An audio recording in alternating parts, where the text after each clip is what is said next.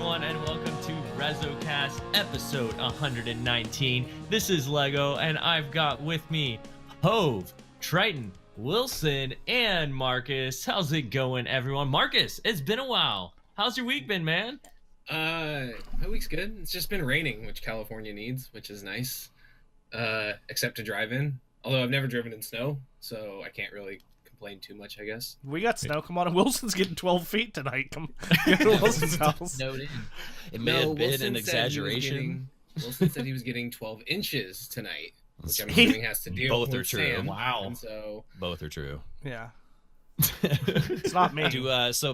So basically what you're saying is people don't know how to fucking drive in California right now because there's a little bit no one in California knows how to drive. Yeah, anyway, the second it starts raining, everyone loses their goddamn minds. Shut it down. Yeah. Second the water hits the road, it's like, all right, add minimum 25 minutes to your commute. Damn. Even if you're going 2 miles. Yeah. If anyone's wondering why Wilson's picture is so much bigger on our screen, we're doing a thing from now on, starting tonight, that whoever has done the most drugs gets the biggest picture. So. Wait, I'm the big picture tonight? Apparently. Yeah, you are actually. No, I Can I leave and come back? No, he'll still put Definitely you right back not. there. You are not allowed. Shit. You look good. Well, we've Look at had that face. I don't feel quite a good. few things happen in Destiny this week. We got our first TWAB in quite a while, so we'll get to that in a little bit. What? You don't remember that, Hove? The No. TWAB coming out just a little bit ago? I just. And then Oh, okay. we kind of digested the the whole Activision Bungie thing last week, but we'll talk about that. I mean, that comes into play in the TWAB and stuff like that. But before we get to any of that, Marcus, how's your week been like in Destiny and stuff? Where are you at with the game? It's been so long having our brother from Resolute on the podcast. I know we talk to you all the time, but no one else, has. I mean, some people have talked. I don't know. I'm rambling. Go ahead, Marcus. What's Destiny? What's Is that a game? I don't know any of you guys play that game, so Who is this guy on our podcast, by the way? I know. Why did we invite this guy? What? I was told. I have not. So I played a lot of Destiny last week. Also, just so you know, there was a TWAB last week. Just. Oh well, yeah. we a late missed it. TWAB. Yeah. Oh, It came out out on after we Friday. recorded the podcast. way to do your jobs. Good job. Came out on Friday. I played a lot of Destiny last week. I haven't played a lot this week, but I like the forges. I like the grind, especially because it basically gives you a way to go after a weapon or something that you actually want. And then once in a while, I'll actually get asked to go do a raid with some people, so that's cool. Haven't touched any PvP in Destiny in probably 2 months. Wow. Just because I have no interest in Crucible. Iron Banners this week. I don't care. I was gonna ask a question about. I don't know what just happened. I might have done something to Marcus's screen for a second in Discord. I'm really confused. I was going to ask everyone about Iron Banner actually because I saw it was online this week too, and I was like, there's no reason for me to do that. Like I have no desire. There's not I wanted the helmet last time and I got that, and now there's just why would I go back and be penalized for my light level in a Crucible arena? I mean, it's a good way to level up. Yeah. You got 7 powerful bounties, and all of them give you a reward that hopefully will level you up, unless you're missing one specific piece of gear. It's Yeah. definitely the way of the masochists. If you're under leveled to try to level up in Iron Banner, you're gonna put up with some shit. I hit max light level finally, so I was actually kind of excited. There's a lot of people that are of a similar light level now, but you run into a few people where you're like, oh, wait a minute. That 2-tap though, it's really cool. I've been trying out Izanagi's Burden in Crucible. Interesting. Really, really good. I like it all around. The only thing I'll say is that the handling doesn't compare to something like a Silicon Aroma, but it handles flinch better than any other sniper in my opinion. It's got it's just something very familiar about it. I dig it a lot, man. It's a lot of fun. Loading in several bullets and shitting on somebody's parade when they pop their super is a That's really awesome. good time. That's Headshots though, right? That's what. Headshots, Yeah, with headshots. right? Yeah, Obviously. Wilson, that's all Wilson hits, right? It's one of my favorite things. Not necessarily, man. You catch me on like a Friday night, been hitting it hard. Like, yeah, I'll definitely miss some shots, but like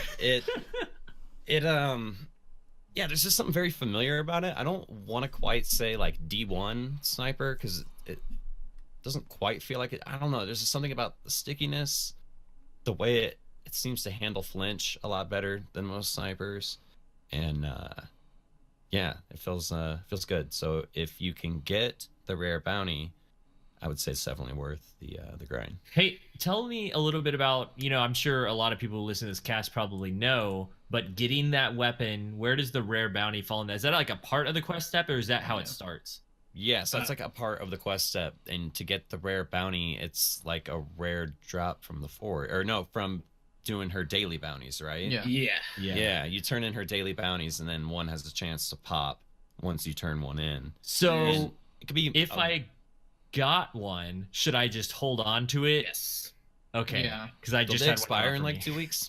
But they expire in 2 weeks if you don't complete it. Yeah. Once you complete it, you just hold on to it. Oh, really? Okay. Yeah, that's right. That's You're right. Yeah. So complete it and You're hold so much that. smarter with a beard. Nice. I don't know what that. First off, this is just me being lazy and not trimming it in a month. I normally don't ever go clean shaven. So Beard is definitely a +2 IQ, 100%. All wizards have a beard. They're pretty damn smart. I'm just saying. True. +2 IQ. I went to a work party on Friday, and my boss's boss now calls me Megan's Law Mustache. I was gonna say Dirty Sanchez, but Oh man! Speaking of dirty, also before the podcast, I tried those fucking orange cinnamon rolls. Yeah, And I gotta say, like, I was super excited, and it tasted exactly what I thought it would, and I was not a fan. Much rather have the original. Hear me out. Well, here's If the you thing. I also like the original better. Does that mean those are bad? I'm not gonna reach for them again. They're disappointing because you expect like Lego, the goodness. you weren't a part of this. I previously was when I think he's the reason why we even have this verified thing. that, Lego.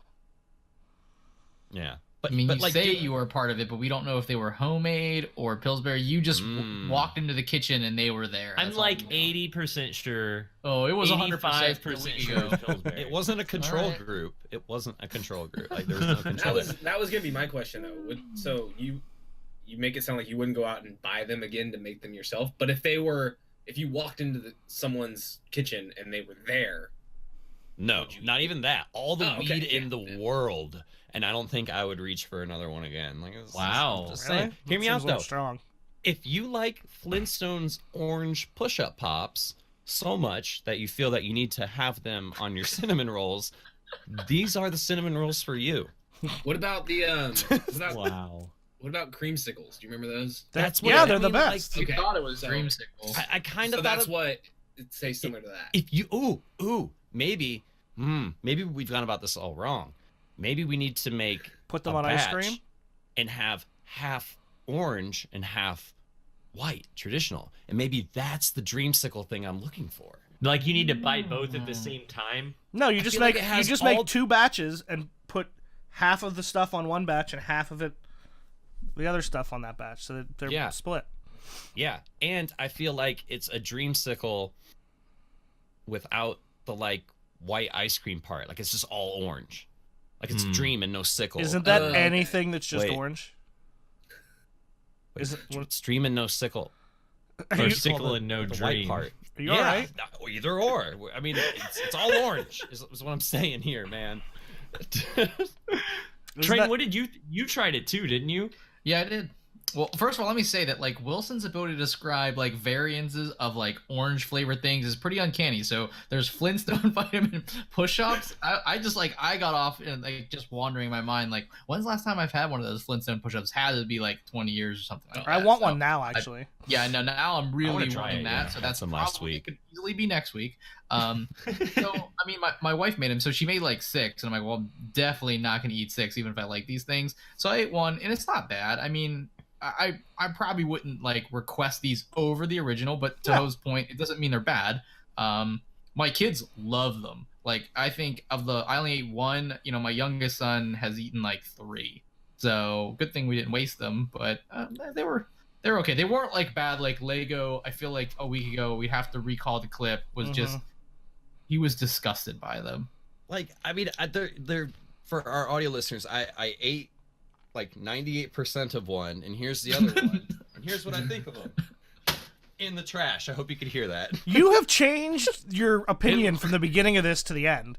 Because at the beginning you were like, they're not bad, they're just not as good as the other ones. And I was like, does that mean they're bad? And then you threw them in the garbage. Like, what? Yeah, a minute later, they're now in the garbage. It just took some time to stew, and it eventually built up to where he was like, yeah, I hate them. Yeah. They You're over deserve it, to you're die. over it.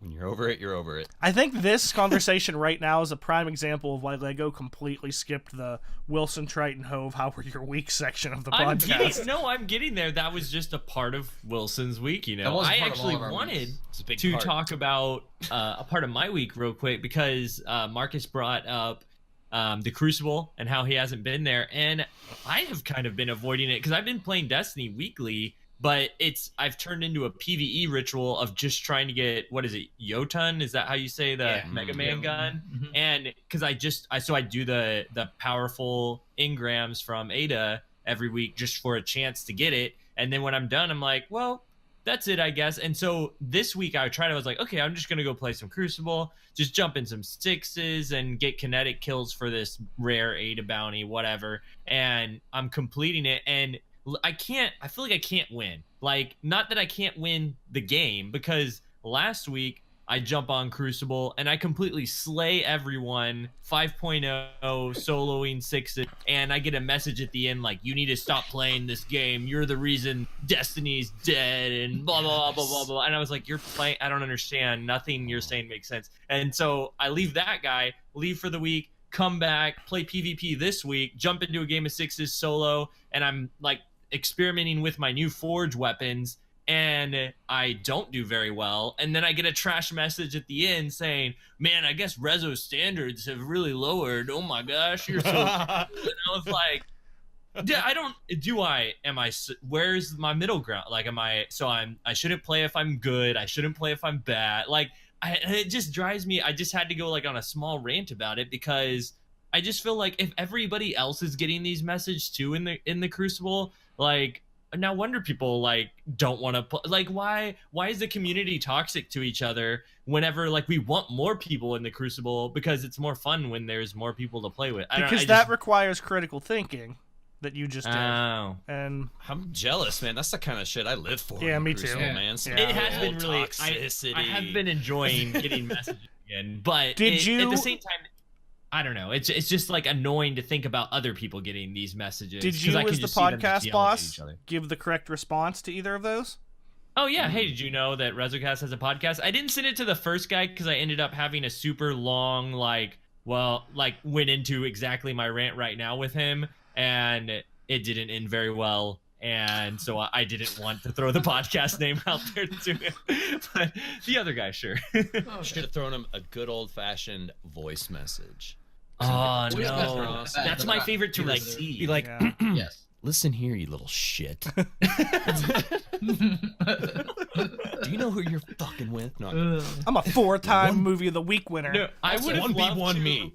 record a message that was just like Fatebringer's like mom message, you know, and been like, excuse me, ma'am, what I'm trying to do here is, and like just be all polite about it and then send it to him. And I see thought what you were he gonna ask to responds. talk to his mom. I was like, hell Or yeah, that. good move, Yeah, man. that'd be funny, too. Did you see? No, that happened to somebody in the community.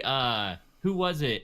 Geek chick, I think. Like, someone had come into her chat and like harassed her, and she like somehow found the person's dad and sent him a message like, hey, did you know your kid's like saying all this racial I don't remember what it was, That's but it was awesome. something inappropriate. And the dad was like, I don't remember the response, but she was like so proud of herself. She was like, oh, this, I don't normally do this, but I had to in this case. I was like, that's awesome. I wonder how this turns I'd out. have made my kid live stream an apology. Oh yeah. You say that, and I've heard of like Instagram models doing that whenever they get dick pics. They'll go find like the guy's Yeah, I do that. This dick or mom or whatever, and show them the screenshot and be like, "This is what your son is doing online." That's what I do when I get dick pics. No, you don't. How do you do that? What do you just walk around with like a picture that says, "Do you know this dick?" Like, or do you like reverse Google search? Like, how's that? Well, because you gotta remember, like, people are stupid, and so they include a lot of personal information in their profiles, like a last name or something. And then from there, it's girls are crazy with their FBI detective work. By crazy, you mean thorough and talented. Yes, talented is a good yeah. Also, Lego, the guy who sent you hate mail to trash talk you about being bad, you should have sent him your movie of the week, your most recent one, and been like, "All right, dude, yeah, I'm awful." Yeah. I could have, but the people who say those kind of things, then they'll just look at the montage and be like, "Oh, those are trash plays." But it's still a view. Where the kinetic kills. It's still a view. Sell out, baby. True, still a view. You're right. I need to. Out. I like your ideology, Marcus. I'm gonna do that next time. Also, just copy and paste a link next time. Yep. Totally, mostly unrelated, but so that gun, what's it called again? You did not get Jotun, did you? Jotun? I got 4 of them. I didn't, but I just wanted to tell you the interesting part is that's like Jotunheim. You know who's from Jotunheim? I'm just wondering where you're going with this. They have all these like mythology things and all their stuff. That's where that comes from. I'm pretty sure. Oh, Jotunheim, Frost Giants, Loki. All right, cool. You guys are fucking lame. You know this isn't my thing. I thought that was a Marcus segue. I was just kind of leaving it. I mean, no, it was just a cool. Like that has to do with the gun. Like I thought it was cool. Sorry. Moving on. One thing that is cool about the gun, its name is cool. Yes, yeah. So fuck. No, I can't believe nobody's ever thought of. Thanks for bringing that up, Lego. I'm glad you brought that up. That is a fun fact.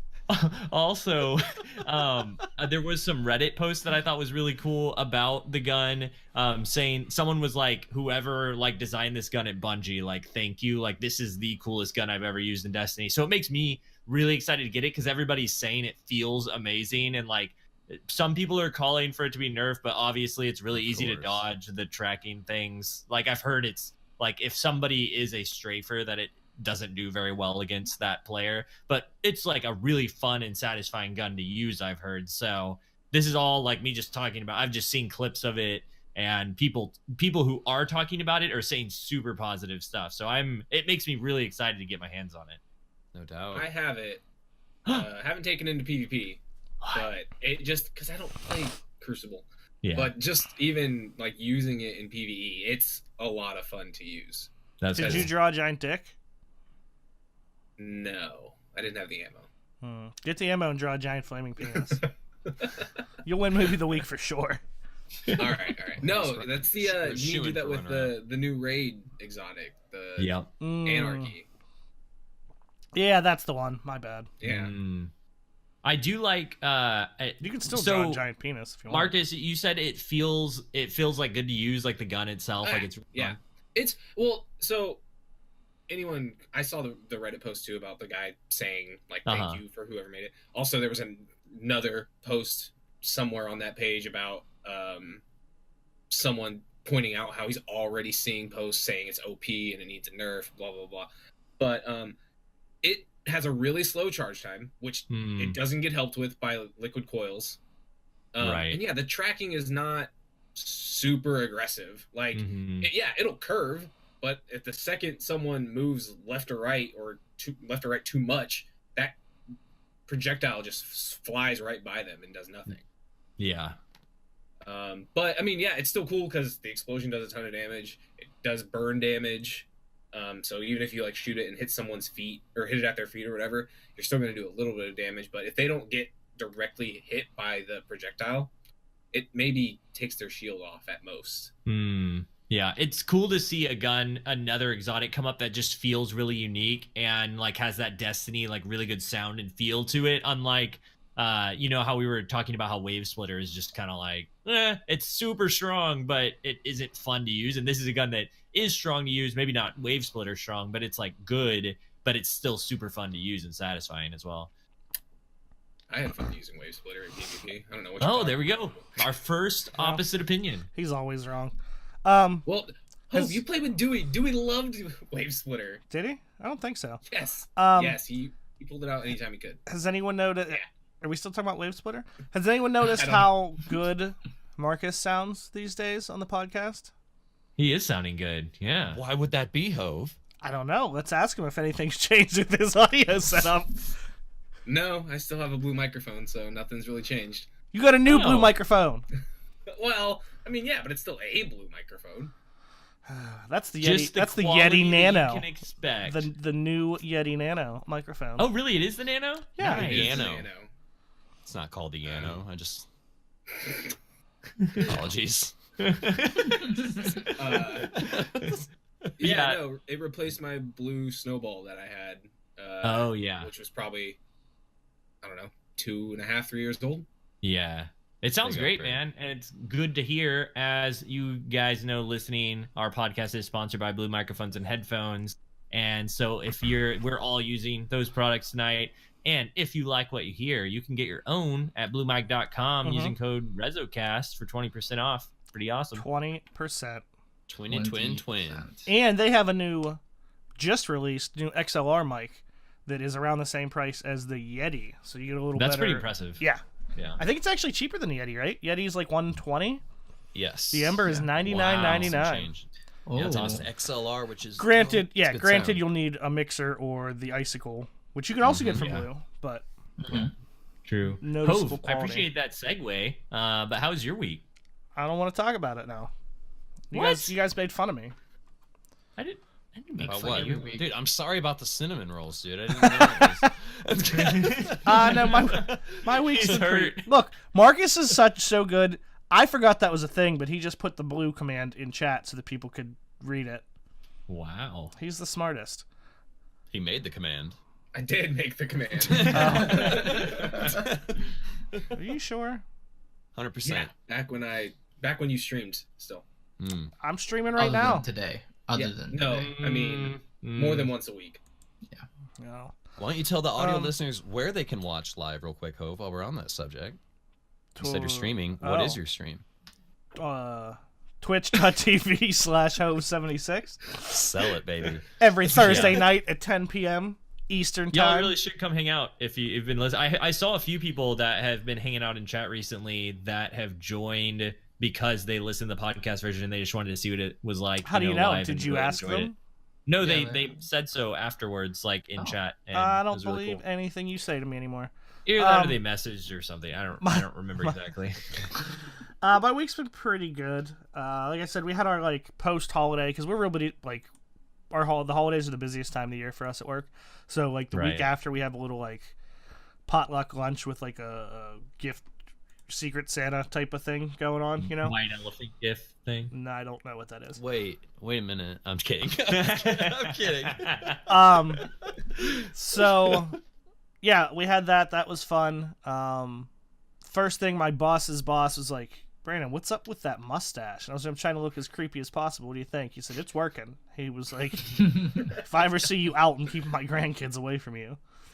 Jesus. Yeah, so I'm gonna shave that. This was your pretty soon. boss? It's my boss's boss. Yeah. The big boss. Way up there. Yeah, he's the regional manager. Like The big boss. Yeah, And he's, then he's Hope a got good a dude, though. promotion. No, No. he's a good dude. Actually, he just made fun of me for like the entire meal, like entire party. Good guy. Yeah. Potluck. Totally What did good you bring? guy. Orange cinnamon rolls? I bet those would be a big fucking hit. Buffalo am I chicken right? dip, actually, the best buffalo chicken dip in the land. Did you use like Eden Park Ranch for it? That No, would definitely be. That's a- Lego. that's a good idea. Man. That That was definitely good. would be. So I don't know. Other than that, just some stuff, working, gaming. Oh, speaking of gaming, do you see that Blackout is free for Well, like a week or two? on PlayStation. PS4, yeah. I'm gonna check that out for sure. I probably won't. No, I probably won't.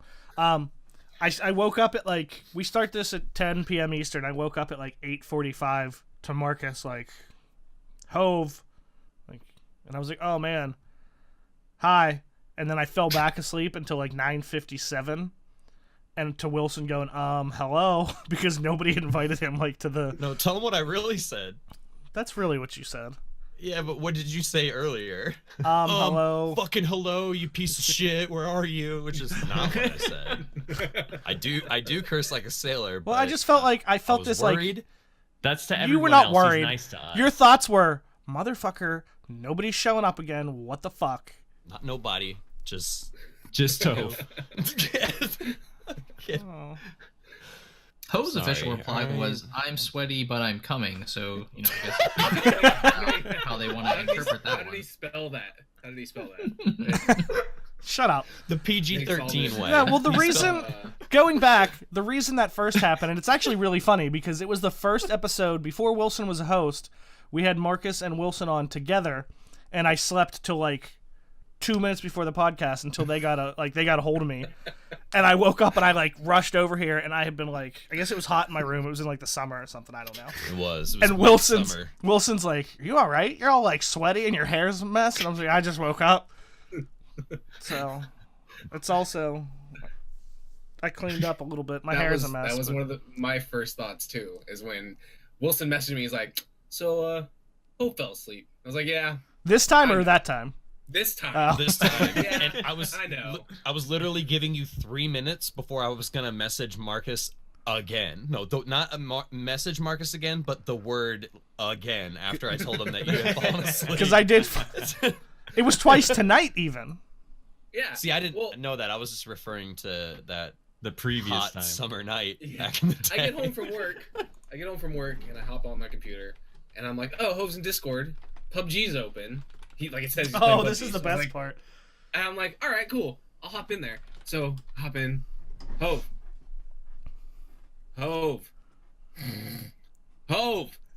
Nothing. And I'm just like, message him. Hove. Nothing. So I give it like another 5 to 10 minutes, just seeing if maybe, because I can hear him. I can clearly hear him. Yeah, that's the best Shit part. logs. My snoring Discord in the will move background. you into an AFK channel if it doesn't pick up any input from your mic for so long. And But you it were never picking- moved me because it heard me snoring from across the room. In the You're name, AFK for 5 minutes, as in no voice or any sound or anything. Oh, it was way longer than that because Yeah, it'll move you, but Oh. every time you snored, it picked up your mic, or your mic picked it up, and so it just never moved you into the AFK channel. Oh, Eventually, man. I moved you there. Yeah, I fell Because- asleep hours before you got home. tell him what you named the channel. Oh, I named it. I fell asleep in Discord, or I fell asleep in voice chat because it With because the shoes it- on. Because the first time it happened was when you were in voice chat, and you fell asleep.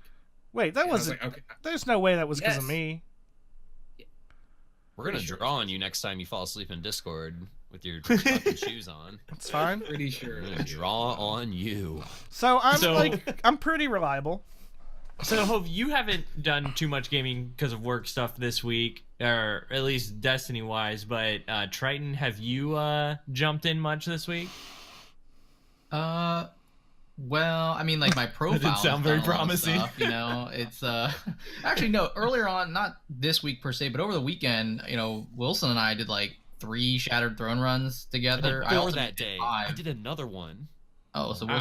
Wilson added one. So It's awful. I know my way around it now. It's kind of sad. yeah, it was nice because I had never really done it by myself or like led anyone through it. You're always just kind of get it done real quick, especially to get like the 2 times I needed to turn in a talisman and then go back to get Wish Ender. I think Wilson was in the same boat, so we both jump in there just because his rare bounty was to either do that or one of the raids, and we just kind of made our way through it. And then towards the end, Girl Scout Ben jumped in because he needed Wish Ender done, so we ended up getting him Wish Ender, and then we got both of Wilson's rare bounty and then the actual Shattered Throne run done for the next part of the quest for the Izanagi's Burden. So we did that. I did get the Jotun, I think just yesterday, doing a forge, and I was trying to forge like another hand Wow. cannon, so I did get that. I got to use a little bit in PvE, just like Marcus. Pretty much agree with everything he said with it, so it was pretty cool to use. I use it in like a strike or something like that. But yeah, I'm just mostly doing the forges. I haven't really chased any milestones. I think I'm 650 on everything I own, so I don't Vault included, so I'm not at a point where I need much. And then I think I'm sitting on a pretty good stack of like 203 enhancement cores. So like for me, it's literally just the What? forges. I'm missing the exotic bow still, and Chromatic Fire, and then the 1K voices and Anarchy. So I'm missing some exotics, but other than that, yeah, I did let my kids do some milestones though. Unfortunately, they had to stop due to an issue with the Malfeasance quest that I forgot had on my Warlock, and I had almost had that done, and came back and I was like, and I just asked him. He was like, "Oh, I just died a lot." And I was like, "You managed to lose 47%, I think, pretty quick. So we're gonna switch characters so you can maybe get the milestone done here, and then Dad will have to now play Gambit by himself to get this back up." So that did finally come back to hurt me a little bit. I do have malfeasance on other characters. I just wanted the quest done. That's karma. No, you better bring up your math grade, or I'm gonna make you do Gambit. I love that. So that happened. But no, it's been a really good week. I'm still enjoying the Forge. Looking forward to doing some other games a little bit. Still haven't got around the Spider-Man, but I realized that like my oldest son got God of War and Assassin's Creed Odyssey, and I was like, I feel like I should probably play these. But not to go on a side tangent with Hove, but there's been a lot of stuff with basketball, especially as it's been more exciting around the city. Pit basketball. So that's why I don't game I've been anymore. A little busy with that. So also, I think y'all are playing on the streets now. You and Hove. Yeah. Y'all form a team. Yeah. Yeah. Just like an NBA team, a fat white guy and a balding Asian man. It's like receding, it's not quite. I don't know if I say balding. My barber likes to use receding a little bit more, and he says it's been the same for like 2 years. So I'm like, I'm okay with That's that. right. You trust your barber. Yeah. Barber's up there in terms of people you have to trust. My barber retired, and I'm about to lose my fucking mind, dude, because he was the first guy to cut my hair ever. Yep. Yeah, I know that feeling. I hate that. Why are we so particular about like who cuts our hair? And you're I'm like, gonna get a Floby, the sucking cut from Wayne's World. Dude, my dad used that on me. I'm not even kidding. That was like the way that he would cut our hair on the cheap. Dude, if I was a dad, that's what I'd do. It's terrible. It's so funny too. Better get a job if you want a real haircut. If y'all don't know what a Floby is, you need to Google it because it's hilarious. Yeah, it's a vacuum with blades, basically. Yep. The sucking cut. It sucks and it cuts. Mm-hmm. Sounds like real quick. Triton mentioned we all mentioned Gambit for a second there, and I thought it was interesting that this week some of the devs on Twitter were asking like, "Hey, what are y'all thoughts on Gambit? Like, what can we do to improve it?" Kind of stuff. Oh, I didn't see that. I would have definitely answered with a long tweet. Check Cosmo.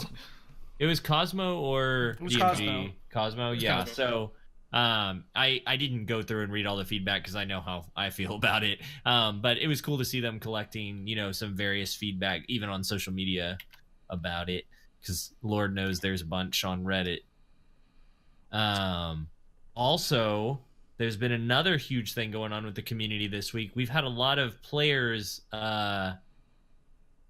gone over at Bungie HQ for the week, and no one knows what they were doing, but Hove had some pretty interesting theories about what could be going on.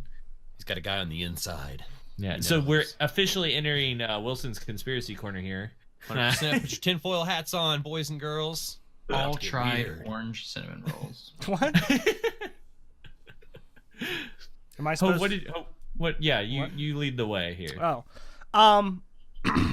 so my thought, because you look at who they invited, I don't have a full list. There's only a few that I know off the top of my head, but you have your usual big name people. I think Dado's going, TV's going. Even though he fits under kind of both of these. But then you had some people who aren't quite as big as those guys. Ninja with Noel, Bungie from Last Rites. And those two are the ones that really hit me. Because like I said, neither of them are... they're both great, don't get me wrong. But they're not big on the level of some of the other people that get invited out there sometimes. But they are both very, very heavy PvP players. And I believe Bungie's tweet said something about... I can't wait to go out. It's amazing that Bungie has invited me to give them my thoughts on, and he wrote redacted, but the way that, like, to give my thoughts on something, like, he kind of, like, knew what it was already, do you know what I mean? I think they're going to show them I don't know how far along they may be, whether it's just ideas or gameplay. I think it's going to be trials. I think they're going to show them the new trials and get their thoughts and go from there, because it's just... that's got to be their PvP focus right now, right? Like it has to be. So that's my thought. That really excites me, and I think that, like, I tend to agree with what you're saying, that I think that's what it is. The one thing that I'm like, it not concerning, but it's just interesting compared to last time that they flew everyone out to try out stuff, because everybody tried out, wasn't it Gambit everybody tried out before we all knew what it was, and they were like, guys, there's a new thing coming that is awesome, and no one could talk about it, but they could say, like, I'm super excited for this thing. And this time, no one's saying, like, I'm super excited for this thing. It's just radio silence. I don't know if, like, maybe the NDA was, like, stricter than last time or something like that. But it's just interesting that it's kind of over now. And people are like, thanks, Bungie, for letting us come out and do this. But no one is saying what it was. Like, we literally have no idea other than our initial guesses still. Right. I think Hope's right. I think it's pretty indicative with the type of people that they invite out there. Grenadier Jake, I've watched a lot of his streams, and he does play a lot of PvP, and a lot of the feedback that he gets, I mean, let's just put it this way, like, it's not just like bitching that you normally hear when someone gets killed by something. Like, he's got a really level head, and he's a critical thinker, in my opinion. Like, so I think it's PvP related 100%. I don't think they're going to try to reinvent the wheel like they kind of did with Gambit. Not reinvent the wheel, they kind of invented the wheel on that one a little bit. It's kind of a thing of its own, but I don't think they're gonna go that deep, that far into PvP. I think they're gonna pick something that they know that used to work and try to make it as close to that as possible while still making it feel like a new, fresh experience. And I say close to it as possible, I mean, like, the feeling that you got from it, that the thing that kept well, that's people exactly back. what they said they were working on, is they wanted to keep that. Yeah. It's not necessarily, like, when I say the same thing, not Destiny 1 Trials, but just the feeling of it that, like, kept you coming back. And, you know, because, I mean, it kind of has to be something new. Like Hope said, he's like, I mean, as much as I love D1 Trials, I don't want exactly D1 Trials back. You know what I mean? It would be cool to kind of have something a little different, but that's just as engaging. So, I mean, those are good people to invite and get some feedback. So I'm excited. It worked for them really well last time. That makes me think, well, this I don't think is quite, you know, that was about an overhaul, and that was, hey, what do you guys think about this before we do it? I feel like this is more, I feel like it's got to be further along, right? Like, they have some ideas. It's not just as base level, I would assume. I don't know. I would go as far as to say they had a working prototype. I would think so, yeah. And that's pure speculation. Yeah, I haven't heard anything. Yeah, well, I think given the timeline, like how long it's been under construction, I think that's a reasonable assumption, though. Yeah. But they also did say last time, which was not that long ago, that they had no timeline. They were just had ideas. So, I mean, who knows? But then also, what you were saying about kind of bringing back that feeling and yada, yada, yada, that kind of made me think of something that was mentioned in Luke Smith's little letter in the TWAB that remind me when we get to that. Because somebody pointed out as being kind of like a Deej-esque hint type of thing, you know, the way they kind of put stuff in there that just seems like odd speak, but it really means something. So we'll get to that. I do want to move to that soon, but before we get there, did y'all have any other thoughts on, like, the community going out there this time? No. Not particularly. Hope everyone had a fun time. Seems like they did. Yeah. I got invited. I had one other question funny about it, like, just to kind of ask, like, your opinions on what you thought, because of the Activision Bungie split, and Activision was the one who was responsible for bringing people to Bungie previously and for promotional stuff and all that. And they were the ones who, like, would pick people to go to these kind of events. And from what I've heard, I don't know, like, I can't speak. Yeah, because I think they handled all the, like, PR. Yeah, they handled the PR, exactly. So what do you think happened with this event? Now that it's announced that Bungie's taken over, was it Bungie who invited these people, or was it Activision this time? It feels like Bungie, but we don't know that. Yeah, I mean, maybe just because of the difference in what types of people they invited, some smaller but still well-known content creators. But also, it's hard to tell the real timeline. Like, I know when they announced to us that they were splitting, but how long has that been in the works? Is it official? Yeah. You know, so we'll see. But no, I agree with you. It feels different. Yeah, it does feel different for some reason. Well, cool. Well, let's just talk about Did anybody have anything else this week in Destiny that they wanted to talk about before we move to the TWAB? No. Okay. I thought my microphone was smoking, but it was just vapor. I was like, what the fuck? I think I want to stream a playthrough of God of War. Does that count? That counts as something about your week. Yeah. Are you gonna stream it? Yeah, I think so. That'd be cool. Yeah, you should. Maybe. Well, this week on the TWAB, we start out with that message from Luke Smith that Hove was hinting at. He basically talked about 3 things in this message. You can go through and read it, or we'll pick apart a few sentences here. But basically, thanked Activision, Vicarious Visions, and High Moon for all the work they did. Which makes me think. Also, we were talking about what's gonna. Everyone's wondering what's gonna happen with Vicarious Visions and High Moon because they're Activision, but it's pretty much like we all thought that they wouldn't be involved after this, but it kind of like this letter kind of signifies that they won't be working with Bungie. Oh, I mean, he flat out said it. Yeah, He said Vicarious Visions is working on their Destiny Swan Song. A Swan Song, yes, exactly. So we kind of have the answer to that.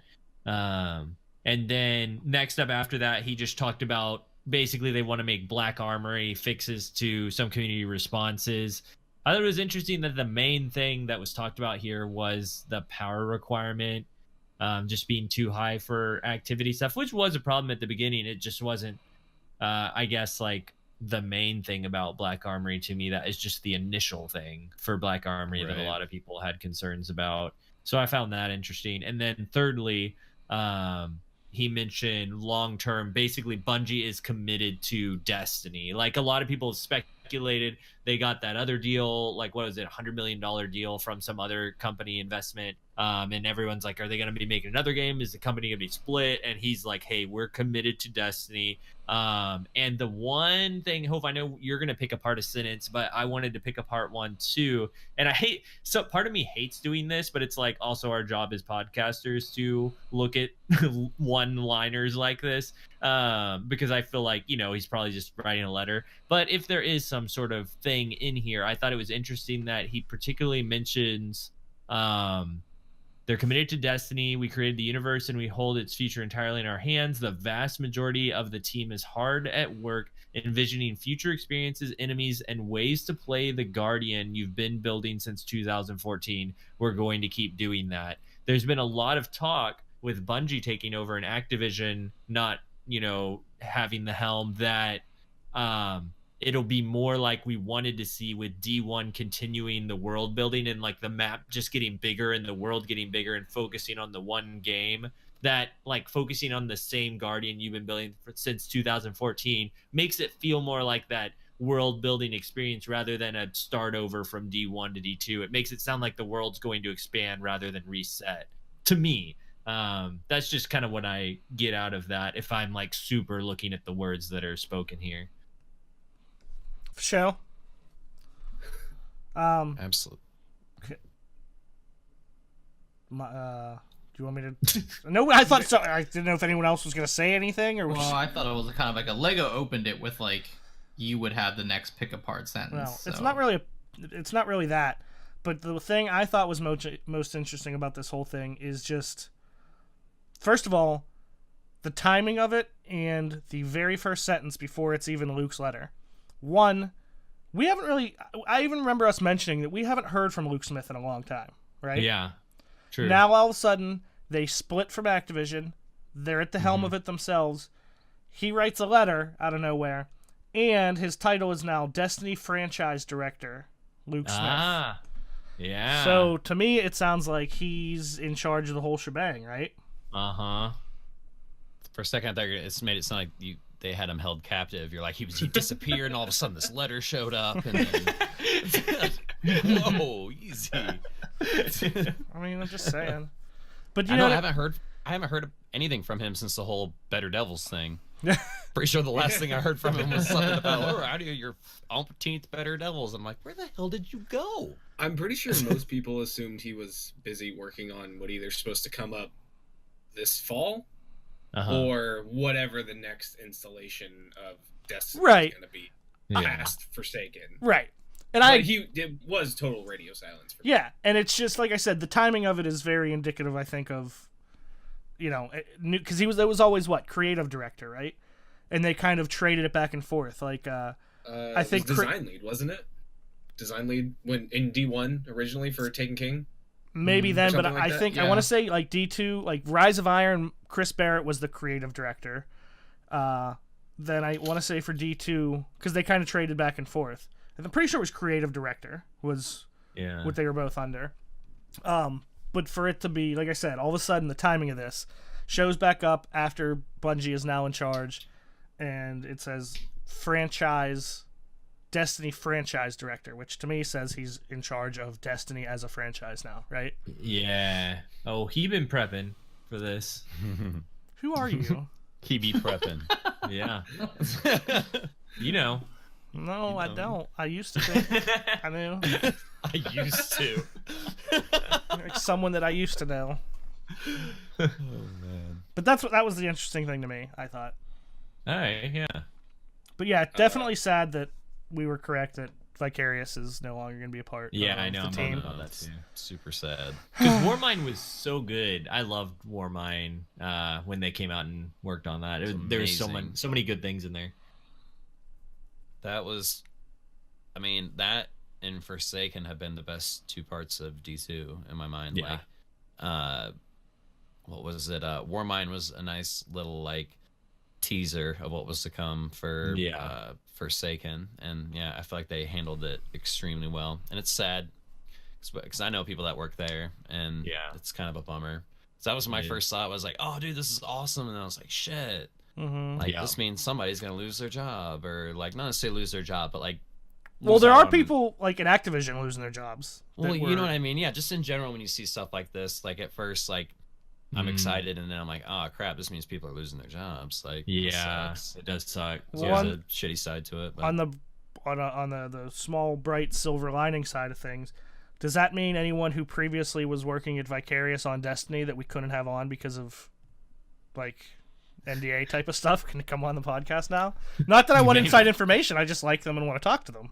After the summer, after the fall, after the NDA, you have to get past the season of Redacted before. Oh right, yeah, because that's their swan song.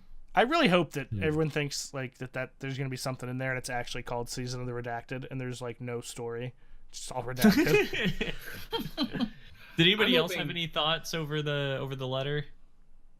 The second to last sentence, where he says, when I look ahead and think about Destiny and where it could go, I see a bright future with roots in a memorable past. I'm really thinking they're going to look, not necessarily, I mean, it's potentially that we'll get previous stuff from D1 coming back, which I would be fine with. I don't know how we could get like a rehash of like Vault of Glass or something, but if we could somehow get a reworked version of that, and that's one of the other things when they talk about, making it a bigger open world or continuing with, if they're going to just continue with this game and just expand it even more, I really hope we go back to those old destinations, the moon, the other side of Mars, Cosmodrome, Venus, because Venus was gorgeous. Venus was awesome, yeah.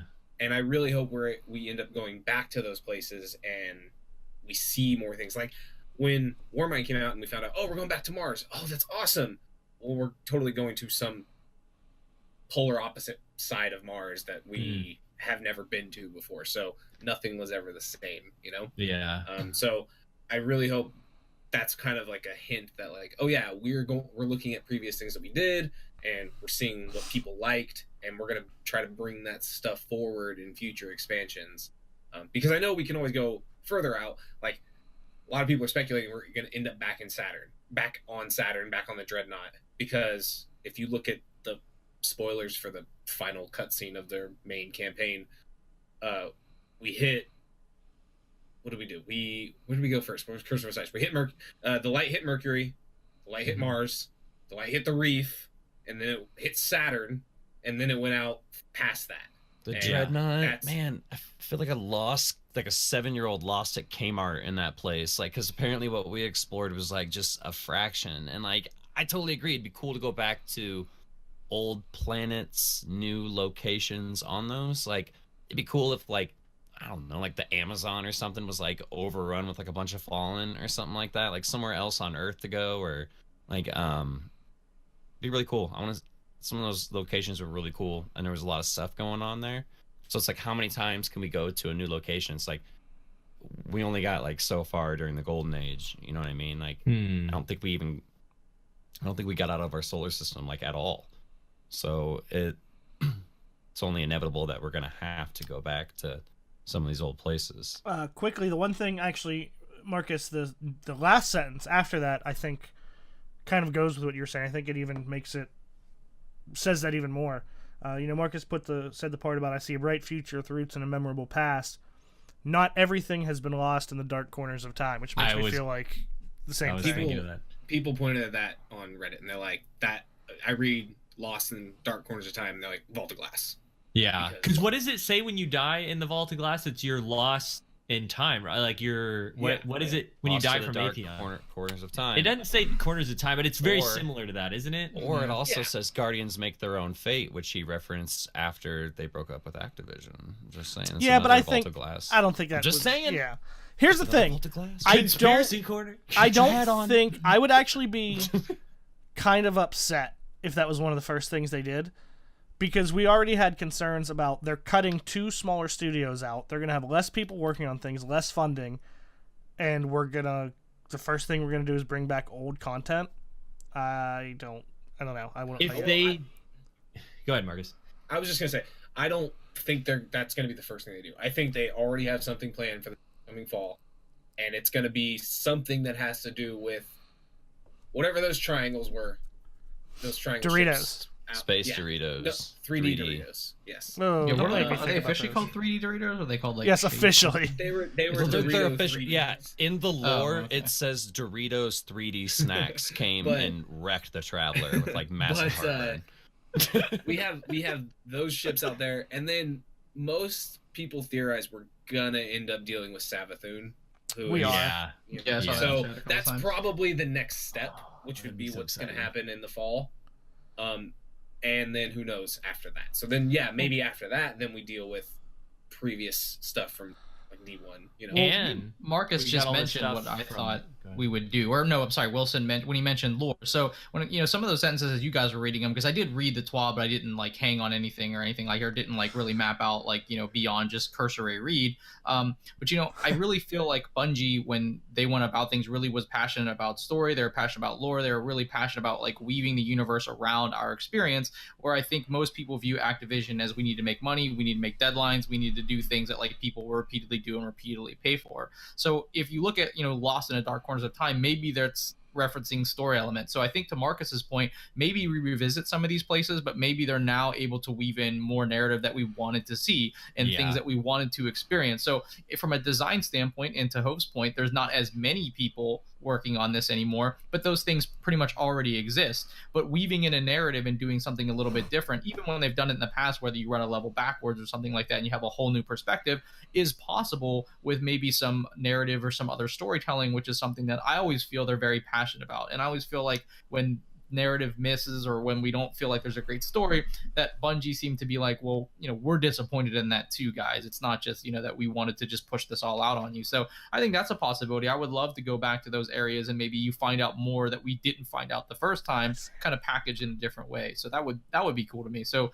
as you guys have been reading that and as you guys have been bouncing around your ideas, that's kind of what I would think of, maybe that it could potentially No reference as well.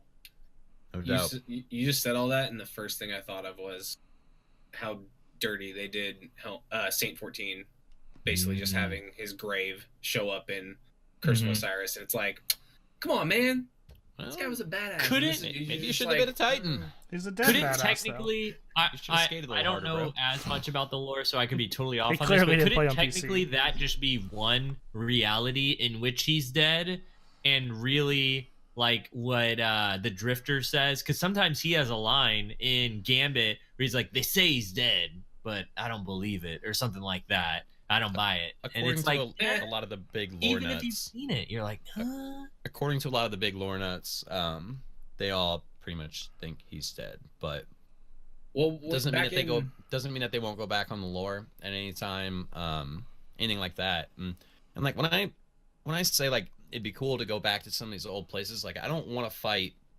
Skolas in Destiny 2. You know what I mean? Like I want some continuity. Like we're going, like what's happened to some of these places since we've been gone? You know, like the Vex don't sleep. Like the Fallen, they're always up to no good. They seem to have the biggest presence on Earth. Seems to be just as much as their home base as ours, and we're confined to the farm and the tower. You know what I mean? There's a lot of real estate out there. Like what's going on down under in Australia? What's going on in? There was a lot of concept art of Chicago being like a swampland. You know what I mean? Like massive city taken over by the swamp. That'd be awesome. Wasn't that one of the first places that they talked about that, like, when Destiny was first brought up, they were like, yeah, you're gonna have the Cosmodrome, but that's old Russia. But one of the other areas you were going to travel to on Earth was going to be old Chicago.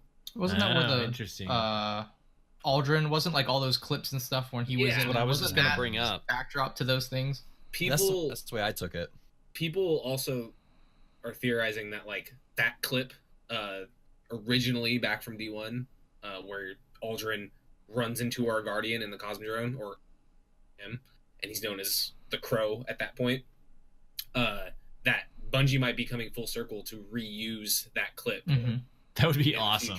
It makes a lot of sense because he finds your Guardian out in the Cosmodrome and he pulls a gun on you and he says, "Why is everyone in the tower breathing down my back?" Which is what you'd expect if Aldrin was revived as a Guardian and came back to the tower. Plus, everybody be breathing down his neck and up his ass about it. So like, that's kind of what I took. And I was talking to Triton about this last week, but once I read that this week, it almost kind of reinforced that theory of like, I don't ever expect what they say to be cut and dry. This is what they mean. This is the only way you can take this. There's always a deeper meaning. And I do think that there is a lot to go with that and why they brought back Aldrin recently. And I do think that a lot of the original story that we were going to get, plus on top of that, during the first time that they ever showed Destiny at E3, you went into the wall at the Cosmodrome, fought that Baron that came out of the wall, and a Thunderlord dropped. And we just did that. Yeah. That's what I was going to bring up, is we literally just went to that area. Yeah. Where we run into the Crow. Yep. And then we go into the wall. So the assets are in the game. Yeah. So it's very possible that they... You guys are so smart. I'm so glad I invited you on the podcast. Marcus, what did you think about all the Aldrin coming back stuff?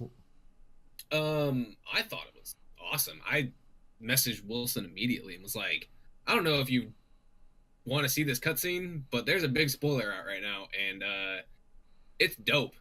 And he was like, he messaged me. He's like, oh okay, I'll try to avoid it. And then like 2 days later, he's like, No, I went and watched it right away. I believe my response was, you're like, I don't know if you want to see this, and I believe my response was, I do. Oh yeah, you were like, oh no, show me. That's what it was. Yeah. And so I linked you to it. Yeah, and all about it. I thought just from a lore perspective, and people got annoyed or I guess upset about pulled pork, you know, and I just thought it was a really cool story about how you have this ghost who's literally scanning everything for however long he's been scanning stuff for, like everything. He's scanning rocks and sticks and whatever, trying to find his Guardian. And suddenly this happens. And my guess is, and I'm assuming this, I'm pretty sure this is right, that like Mara Sov knew all of this was going to happen. Like, this was part of her plan. She knew her brother was eventually going to become a Guardian. She knew because she puts on, like, she doesn't tell us a whole lot, but she definitely knows a ton with whoever she deals with. Yes. I like that our ghost got snippy with her last week a little bit. Oh, she got snippy ghost, I preferred this week. Or, wait. Last week? Last week. First week. When she yelled at us. That's what I'm saying. I was just... Dude, I was just like, I'm so turned on right Marcus now. cried. Yeah, he cried with sexual frustration. Speaking of, That was really good. do you guys think there's like do Guardians eat and everything? Yep. I mean, ramen. Yeah, yeah, that's true. So do you think? Guardians- Do you if you're think like an exo though, do you have to eat if you're an exo? No, but they talk about how they do it because they miss it. You know what I mean? Do you eat your think whole there's life. like a Guardian strip club in the tower? In your Yeah, it's tower, all- yes, Hove. It's all sweeper bots. Just They're too skinny. Yeah. It's like Guardians of the Galaxy 2, where what's his name's in the club, but it's all like robots. I was just curious. That's a I legitimate just question. watched that movie, by the way. Um, I just rewatched it. I love that movie. Something real quick going back to how our weeks were and to Marcus talking about old assets. One thing I forgot, I have been reading the shit out of the lore anthology book because it is yeah. amazing. It is so good. And that made me think, like when you mentioned about going back to the Dreadnought, if Savathun does come back, the whole story behind what the Dreadnought really is, because it's not just a ship. Okay, if you read into all the lore, like it makes sense that she like would kind of reuse that in a way if she did the same thing with it that Oryx did, because it's kind of like, if you read the lore book thing, there's a lot in there, but it's kind of like his portable throne world, like that he just moved, and that's what the ship is. It's not just, hey, I have a spaceship. You know what I mean? It was created because I think Savathun and the other one, Xivu Arath, were trying to kill him, and so he created this Dreadnought. It's really cool. The lore book is amazing. It's not just like a chick ride, like, yo, check out my Dreadnought. What? That's basically what he was getting at. Yo, girl, I got a Dreadnought. You know, and like we just kind of left that thing chilling there. I understand that we can't blow it up, but like, can we at least throw that bitch in reverse and like get it out of here? Like, I understand it's a boat, but like, there's a lot of room. We're in space. You know what I mean? Like, Marcus, I hear you typing. Sorry. I know we're a little pressed for time. And I know we're a little pressed for time as Guardians saving the world and all, but I figured we'd at least kind of push that thing out of the way. One thing, as Marcus just said in chat, that Luke Smith said that he commented the Stranger's story is done. He also commented that they were moving away from the darkness and that they weren't going to talk about the darkness, wasn't going to be a thing anymore. So that was in like the same interview. Which it hasn't been. I mean, we haven't been fighting the darkness since we left. But the it's triangle there. ships are kind of like, is that the darkness? It's the Is that- darkness. I mean, I've Is woken it Charlie Murphy piloting those ships? What's going Dave on? Chappelle once called me Charlie Murphy.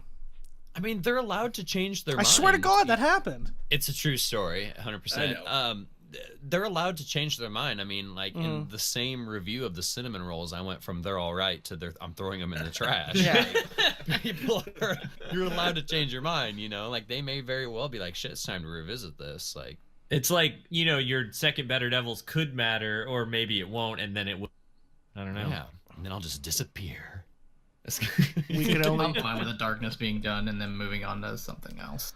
But they set it up like I don't think it's ever gonna be done because the darkness Well, is I set up think as it's the just thing that tradition. powers like the Taken and the Hive, and like there's no way now with the way the lore is set up to completely do away with the darkness. You can't. If the darkness is done, it's gonna turn into like, we're done with this franchise and we're gonna sell it off and somebody else will pick it up like they did with Halo. I'm not even kidding. And then like if the darkness is gone, the only thing left would be like factions of Guardians fighting each other, which means we would go full circle from the time we were first time we were Rez's Guardians. Well- you know, like everybody used to fight each other and stuff like that. So there always has to be darkness in this franchise. I just think they've renamed it. Like, it's not like that we don't have the darkness, because in our minds it's kind of just like all these different enemy factions being controlled by some other thing, and basically we're saying they're not all controlled by some other thing. They each have their own personal motivations, which makes the story more interesting. And I feel like that's the approach that they're going for. You can see it as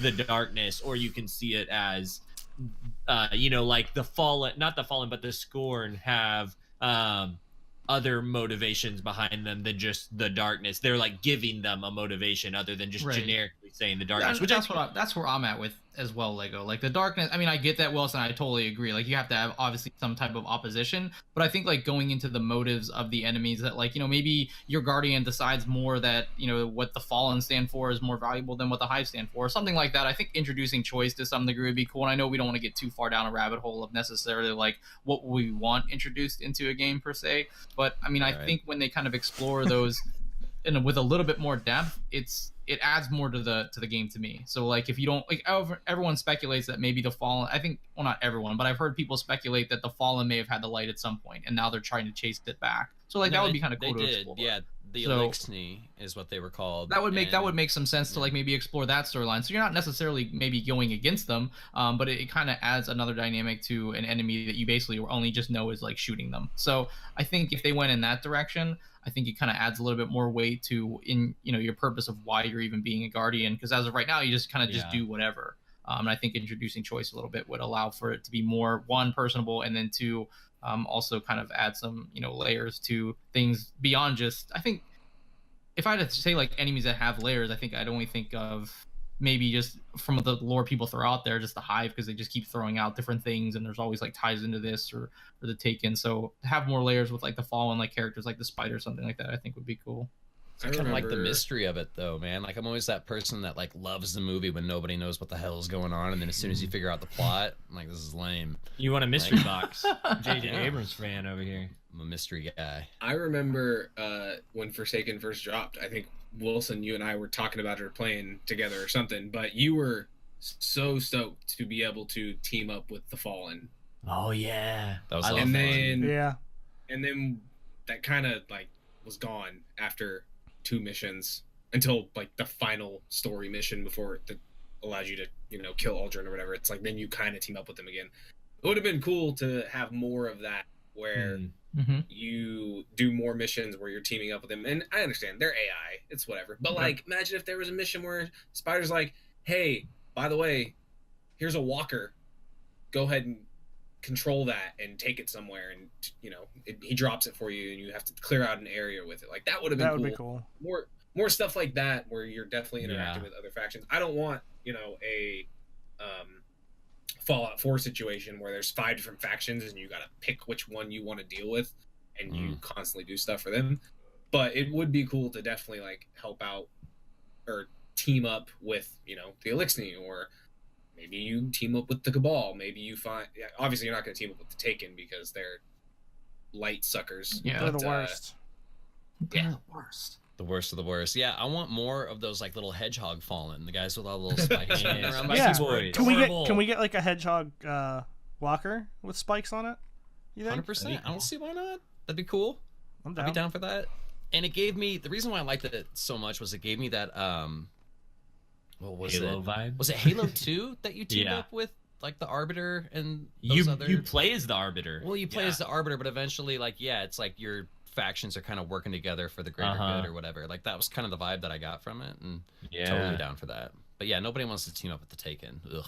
Yeah. Also with the Aldrin stuff, I feel like we talked a lot about lore and Hove, you digging into the book, and I just wanted to say the Aldrin stuff has been the first time I feel like since D1 the Taken King that I've been like, I gotta know everything behind this. I gotta know about pulled pork. I gotta know, I gotta know more about the queen now because I want to know what her motivations are. Like, what does she really know? What's gonna happen with Aldrin? I have to read up on Cade now because of the Hunter Vanguard, bet thing and like the dare, and like, is that gonna come into play? And I had to do all this homework just to understand all the possibilities, and that got me this one story thing got me so invested in the lore, and that is so exciting. Because that means I'm super invested for any lore that comes out now on, just like I was when the Taken King came out and I was eating up everything about Oryx and how they came to be in the Worm Gods and everything. And that's just, I love it when Destiny sucks you in like that. That's the lore at its best for me. I had a phenomenal pulled pork sandwich last week. From where did you make it? Smoky Martin's Barbecue in Meadville. I don't really get out there. Oh, you went up north for that. I had to work. Real quick, not to get off the actual lore subject, but just back to if you don't have that lore anthology book, it's currently sold out now, but it's still on the website, so I'm assuming they'll bring it back. If you even think anything in the Destiny universe is cool, any of the story, any of the lore, get that book. It is awesome. The setup of it is really cool. It's 3 or 4 chapters. I haven't finished it yet. But it's set up like each chapter tells a story, and then the first one is the Book of Sorrow, the second one is the Last Word, and each page or page and a half, depending on how long it is its own grimoire card, and they're set up just like the grimoire cards with the name, and then any of those weird like, you know, qualifiers at the beginning that people are always like, oh, what does that mean? And then it like tells the story of that grimoire card.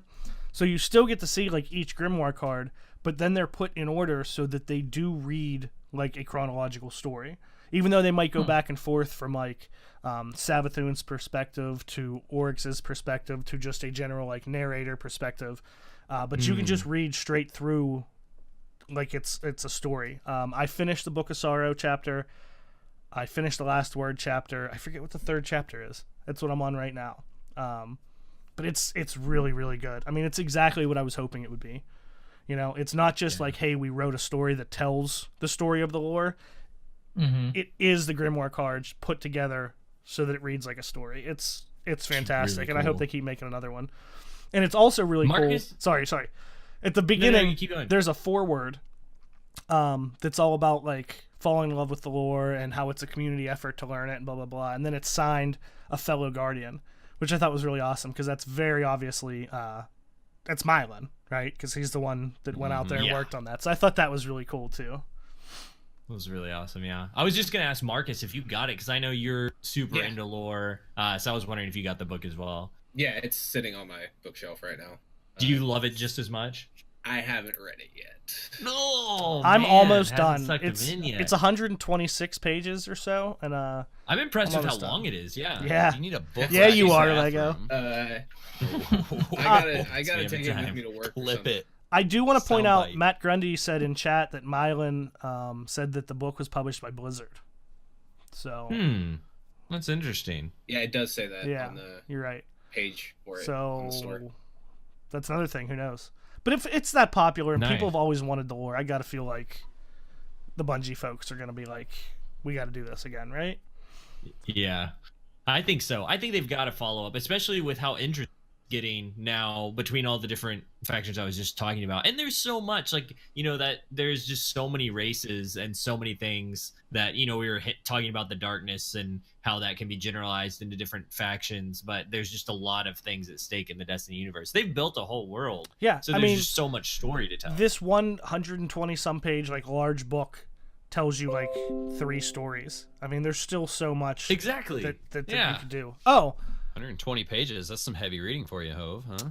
Actually, half of it's pictures. So well, it's not a pop-up book. Listen, I've read books that are like 1,200 pages. All right. Fuck that. Get an audio book. I like books. I like reading. But I do think they did mention that they were going to keep doing it. I hope so. That's cool. No doubt. Nice. Well, we also have a little bit more of the TWAB to talk about. They're doing weapon changes. And, you know, they talked about previously about how they were doing super ability changes in 2.1.4 at the end of the month, but also they're making several adjustments to weapons. And so I'll just kind of walk through a few of those, but I'll just read their goals real quick. Mr. Anderson was talking about the goals for these. One was buff underutilized weapon archetypes. The second is adjust hot button weapons in PvP, including Telesto and Wave Splitter. And the third was avoid PvP adjustments that will negatively affect PvE efficacy. Not efficiency. You're smart. Yeah, I know. That's a good one. So basically, it's I didn't expect that. All of the things that people have been asking for and complaining about. Yes, it's exactly just pinpointing the community stuff. But there's some interesting actual changes in here. Before I talk about those, just want to give a shout out. Is it DCP with the raid? Freaking yeah, awesome, that was like 20 minutes ago. Like, I'm glad you paid attention. Yeah, yeah. Thanks for letting me know, Lego. Yeah, I texted Lego. I said, "Are you paying attention to chat?" And he said, "No, LOL," and I just let it go. Well, we love you guys. Thanks for joining us. Yeah, feel free to chime in, everyone. Auto rifles are getting a buff, which is really exciting to me. I know there's some really hate auto rifles, but that's like my jam from D1. And so to see damage increase for rapid fire, adaptive, and high impact families of auto rifles, they didn't say how much, but they are getting an increase. And the main thing is they realize that they're competing against special weapons now. And so they want to increase the damage to offset the higher risk. I'm a fan. What do you guys think? Yeah. Absolutely, more gunplay. I mean, auto rifles they're all right. They're cool. Pope Bear likes them. He'll be happy. Who? He always talks about how he Pope Bear. I don't He always know who talks that about is. how he loves. I don't know that guy. He says depends Yeah, on how me he's and him are- acting. I may not know him either. Doctrine of passing buddies. Yeah, no doubt. I mean, auto rifles is That's what cool. they're Like, talking about. I don't know, man. It still kind of stings a little bit from that. The hell was the name of that auto rifle that everyone used? That Omelon one at the beginning of D1. Oh, Uriel's gift. Yeah. Reels. Well, listen. You know, if auto rifles D2, get yeah. if they get good again, you're gonna hear nothing from me except my positive outlook with a range masterwork, right? That's all I'm gonna talk about again. Your positive outlook. Yeah, but you could go because now you can, if you Better really weapons, want, so you can farm the ringing nail from the forges, which would be a much better positive outlook How do you know? because it's the same archetype What's with way more range. better I think. rolls. I have Do the those most guns range. fall under the rapid fire or the high impact? I just don't know. I Like, don't know based on either. the frame, I'm not sure. I think positive outlook and ringing nail fall under adaptive. Okay. Rapid fire is like the 720. Uriel I was think. precision. Yeah, so it's Yep. not getting above. Oh. Mighty Oh, Turnip pointing that So out. those are not. so I'm getting- throwing it away. See, and that's I'm what I was throwing it excited away. about because some of the ones that don't get much love, like the rapid fire ones, I think those are the 720 in the energy Now I'm slot. sad. They're all My like vice, Like Misfit and Aether Doctor, like those ones. dude.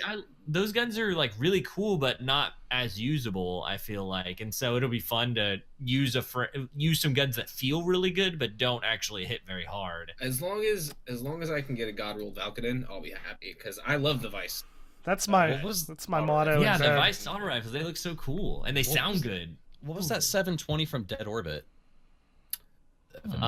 This guiding star? No, not guiding. Yeah, Guiding Star. Star. Yeah, it might that have was been like Guiding the Star, first wasn't it? one of that Is it archetype. Guiding That's Star? right. Yeah, it It's is. the only kinetic one. Oh, It that's might right. not- It might not be the only kinetic one now. but I it like was- that No, gun. there's another one now, but yes, back then it was. Yeah. Yep. Auto rifles are lame. Oh yeah. Surge regime still destroys people. You're a if you Suros use regime. Thanks. Did you hear? Gun. No one. Compliments. Whenever you said it feels good but doesn't hit real hard, and I said that's my goal. That's like what I do. You like Wow. Scout rifles also damage increase for lightweight and rapid fire frames, as well as increase to all scout rifles in PvE. Listen. It's nice to see PvE that? getting. Yeah, but I don't know how many times we've heard that scout rifles are getting buffed and changed, and they're not used. I don't nothing care. happens. Right.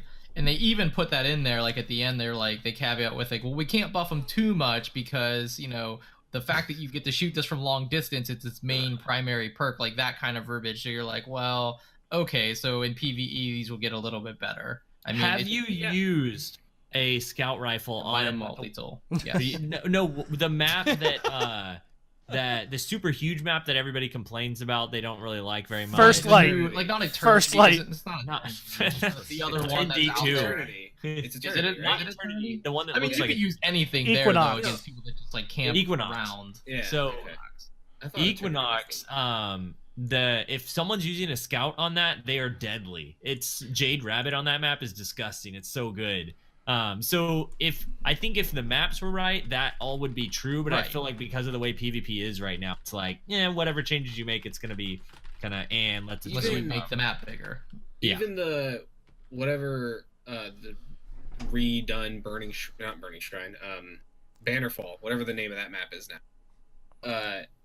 It doesn't feel good to use a scout on that map. Like No. you can go out into the courtyard, but it's just people can either close the gap really fast, or pulse rifles just melt you still from Still any way better. range. As far as a PvE buff goes, I'm still annoyed you can't one shot a red bar with a high impact scout, which is more impact than a hand cannon, or just as much impact, but you can one shot with a hand cannon. So Yeah. I don't know. They can buff them as much as they want, but it's still not going to be worth it to use over a hand cannon and a sniper or pulse rifle. Comes or down whatever. to risk reward. There's no you can't have like a huge reward for such a little risk. You know what I mean? It's kind of it's almost the problem they had with hand cannons in D1, but with scouts in this game. Like, you know what I mean? You can't make them feel like too good, because then I don't know. It was kind of like that vanilla meta. The first week we played Trials, Lego, Marcus, Hove, we all used Mitas. Oh, everybody did. Yeah. And ran around. Well, I mean, like, this was week 1. You know what I mean? Like, people were still settling into it, and we were running around like a swarm of bees, like, together. You know what I mean? Like, that's literally what it was. I don't want to see some shit like that happen again, but like, scouts need some love. You know what I mean? Yeah, I don't want to see the swarm of bees with Mitas, man. That was terrifying. Like a swarm of bees. Well, there's the I'll see myself out. So that hopefully we won't have like a ton of scout rifles for the long range, but we'll also have sniper rifles, because we got to increase damage of rapid fire archetypes to be able to 2-shot body shot kill people. You said that wrong. Oh, did I really? Kill into body shot. Oh, You got a body shot. Man. Yeah. So they're trying to help like it be easier to use sniper rifles if you're not like amazing with it in the close range. So like that's something. I think a lot of us are wanting better scopes for most of the snipers is like a primary thing, and obviously flinch is a thing, but they've come out and said that they're not going, as of right now, they're not adjusting flinch basically. Of course. So this is the change that we're getting right now, which I think is it's a start. Like, I would still like to see other changes to make snipers awesome. I feel like one of the things that would change snipers just more like from a game perspective is because we don't have just the pure elimination that we had in Trials, where like you had that one life and you wanted to play it from the advantage of like the distance without getting killed immediately. And so that's one of the things that made snipers so go-to, and so everybody got good with them, because you were playing that single life and that was all that you had, and there wasn't an objective, and so you could use it how you wanted to, rather than moving into a close quarters to set a bomb off, or you were playing survival and you had a lot of lives. So the game type kind of determined the weapon usage. And so if we see elimination come back, I think that would raise the number of people that use snipers. Not necessarily a change to snipers, but a change in our environment around which we play the game. That's just my personal take on it. I miss elimination and Trials so much. Yeah.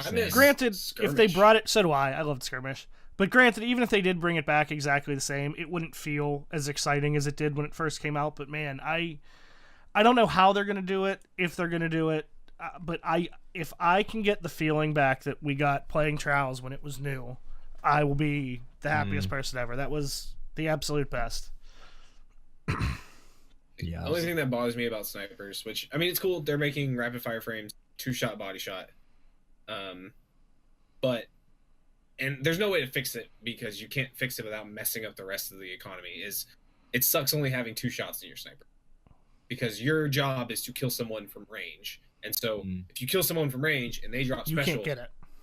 You can't really get that Yeah. special. So it's like, okay, I've used my 2 shots and now I got to use my primary the rest of the time. So that's my only problem. But and the fact that if they felt more like D1 snipers, where it didn't matter technically the range, you could, potentially quick scope someone from 10 feet away and then pick up whatever ammo they had. But I just feel like they can't fix that without totally messing up economy everywhere else, because Give me my bullet back if I shoot you in the face. Or I mean, why? You look so why couldn't they disgusted. get snipers? Well, wasn't that a No. perk in D1? Like, if you got a headshot kill, you had like a really high chance of getting a bullet back. Wasn't it like surplus or some shit? Like, what was it? No, was a perk that it you wasn't could get. surplus. I had it on my Her Benevolence. I know what you're talking about. Performance bonus. That's it. Yeah. Oh yeah. Give me that, please. Why? What would be the problem with having more sniper ammo? Like, what would be bad about that? no, it's not having more sniper ammo. It's just I don't know if there's a way in the game's code to say only give sniper rifles more ammo in PvP. I mean, you would think that would be a thing, but yeah, I could see how with coding it could be difficult. But Yeah, 'cause I the feel like time's that's changing that, not like, a bad. Make all fallen enemies yellow bar somehow, like, right? Like, they've had things linked like that Yeah. don't make sense, but it is what it is. I just want to snipe things. You just want to snipe. Hopefully you'll get a chance to. I mean, you could if when I invited you to come play private matches, come play Sniper Fusion Rifle private matches. That wasn't even the same game. That. Just saying. It was a different game. If there's no land, I don't want. What was he wanted to play? Oh, didn't you want to play D? Oh. No, I wanted to play D2. Well, then, yeah. I was like, hey, come play private match with me. And you're like, no, I'm playing. Well, I was already doing something. The no-land fusion rifle matches that we used to were the best things. They were so good. They were the best unwinding from trials. A stressful trial run. Yeah. Like on the weekend, you would just be like, all right, that was a fun 9 games or whatever, how many cards we do. And then be like, all right, you guys want to just go kill each other in private matches with no land and fusion rifles? Great. Yeah. Let's do it. Yeah, we'd be sitting around at the lighthouse going, like, after sweating so hard, like, well, I'm pretty sure I'm immune to my deodorant. Do you want to go play some games? Like, go play some private matches? Like, it was a perfect, and, like, more private match options. Like, if we could somehow get, like, special ammo boxes in there, that'd be dope, man. Yeah, I know. So, special ammo boxes. Going back to... Cool. When we were talking about them flying people out, and for whatever this new thing is coming up, it would also be cool if one of the things that they showed them was like more of a custom match type scenario where they're like, oh yeah, we're thinking about bringing this in, you know, what do you guys think, and just asking questions, you know, because realistically, I guess for custom matches, you don't really have to play test that too much. Just like you take private, what we have right now, add options, matches, but you just add more options. Yeah. Yeah. So that'd be cool too if that was one of the things that they went over. Which would you rather it have been? If it was only one or the other? Rework trials or full custom games? Trials still. Because when Bungie's in control and they do something like really right and nail it, like it's something that we wouldn't have thought of in a custom game. That would be that, like, it would take us a while to get something that was that good. And Bungie's just so good at coming up with solutions that we would have never thought of. So I trust them with their own game in that regard. And not to say they haven't taken risks in it not being good, but they've taken risks and it been really good too. So cool. Last stuff that with the changes that they've made with weapons, this is like the generic stuff that we knew was coming with Telesto. You know, they already told us what they were doing with it. Fairly notorious, so they're reducing its PvP damage to match its charge rate while keeping PvE stuff basically. And I was then hoping it was we're taking Telesto out in the backyard and burying it. Giving it the Office Space I think treatment. a lot of people would like that. Not even gonna bury it next to Pet Cemetery. We're just getting rid of it. No, because then it'll come back even worse. They don't come back. Yeah, don't do that. It fires like Sleeper and just actually it'll fire like 1,000 and just Gallerhorn. Just keep it the same. Yes. Just make it blow up in your hands every time you use it. That'd be hilarious. Oh, like the original Icebreaker perk that was supposed to randomly kill you every once in a while. That's what we Telesto. Every once in a while, you it shoots backwards at you and becomes a lethal projectile. Yeah, I like it. Anyone behind you gets screwed too. I can only imagine that Icebreaker thing. Like some of the people that like I've played with, and they'd be doing something and it would kill them. They would flip the fuck out. It'd be awesome. Yeah. Good times. Good times. Good times would be had. Good stream times, at least. Speaking of D1 Trials, though, imagine if that was a thing on it. Yeah. A feature on it in D1 Trials. Yeah. You were the last person alive, and you fire, and it just explodes in your hand. Yo, chill, homie. I'm about to clutch this bitch. Boom! And you just explode. You're just like, all right. Oh, I was gonna... The whole Trials thing, I just remember this. One thing that's going to make it different, obviously, than D1 is Warlocks don't have self-resing. So even that is a big change that will cause, I don't know, elimination. It'll make elimination totally different.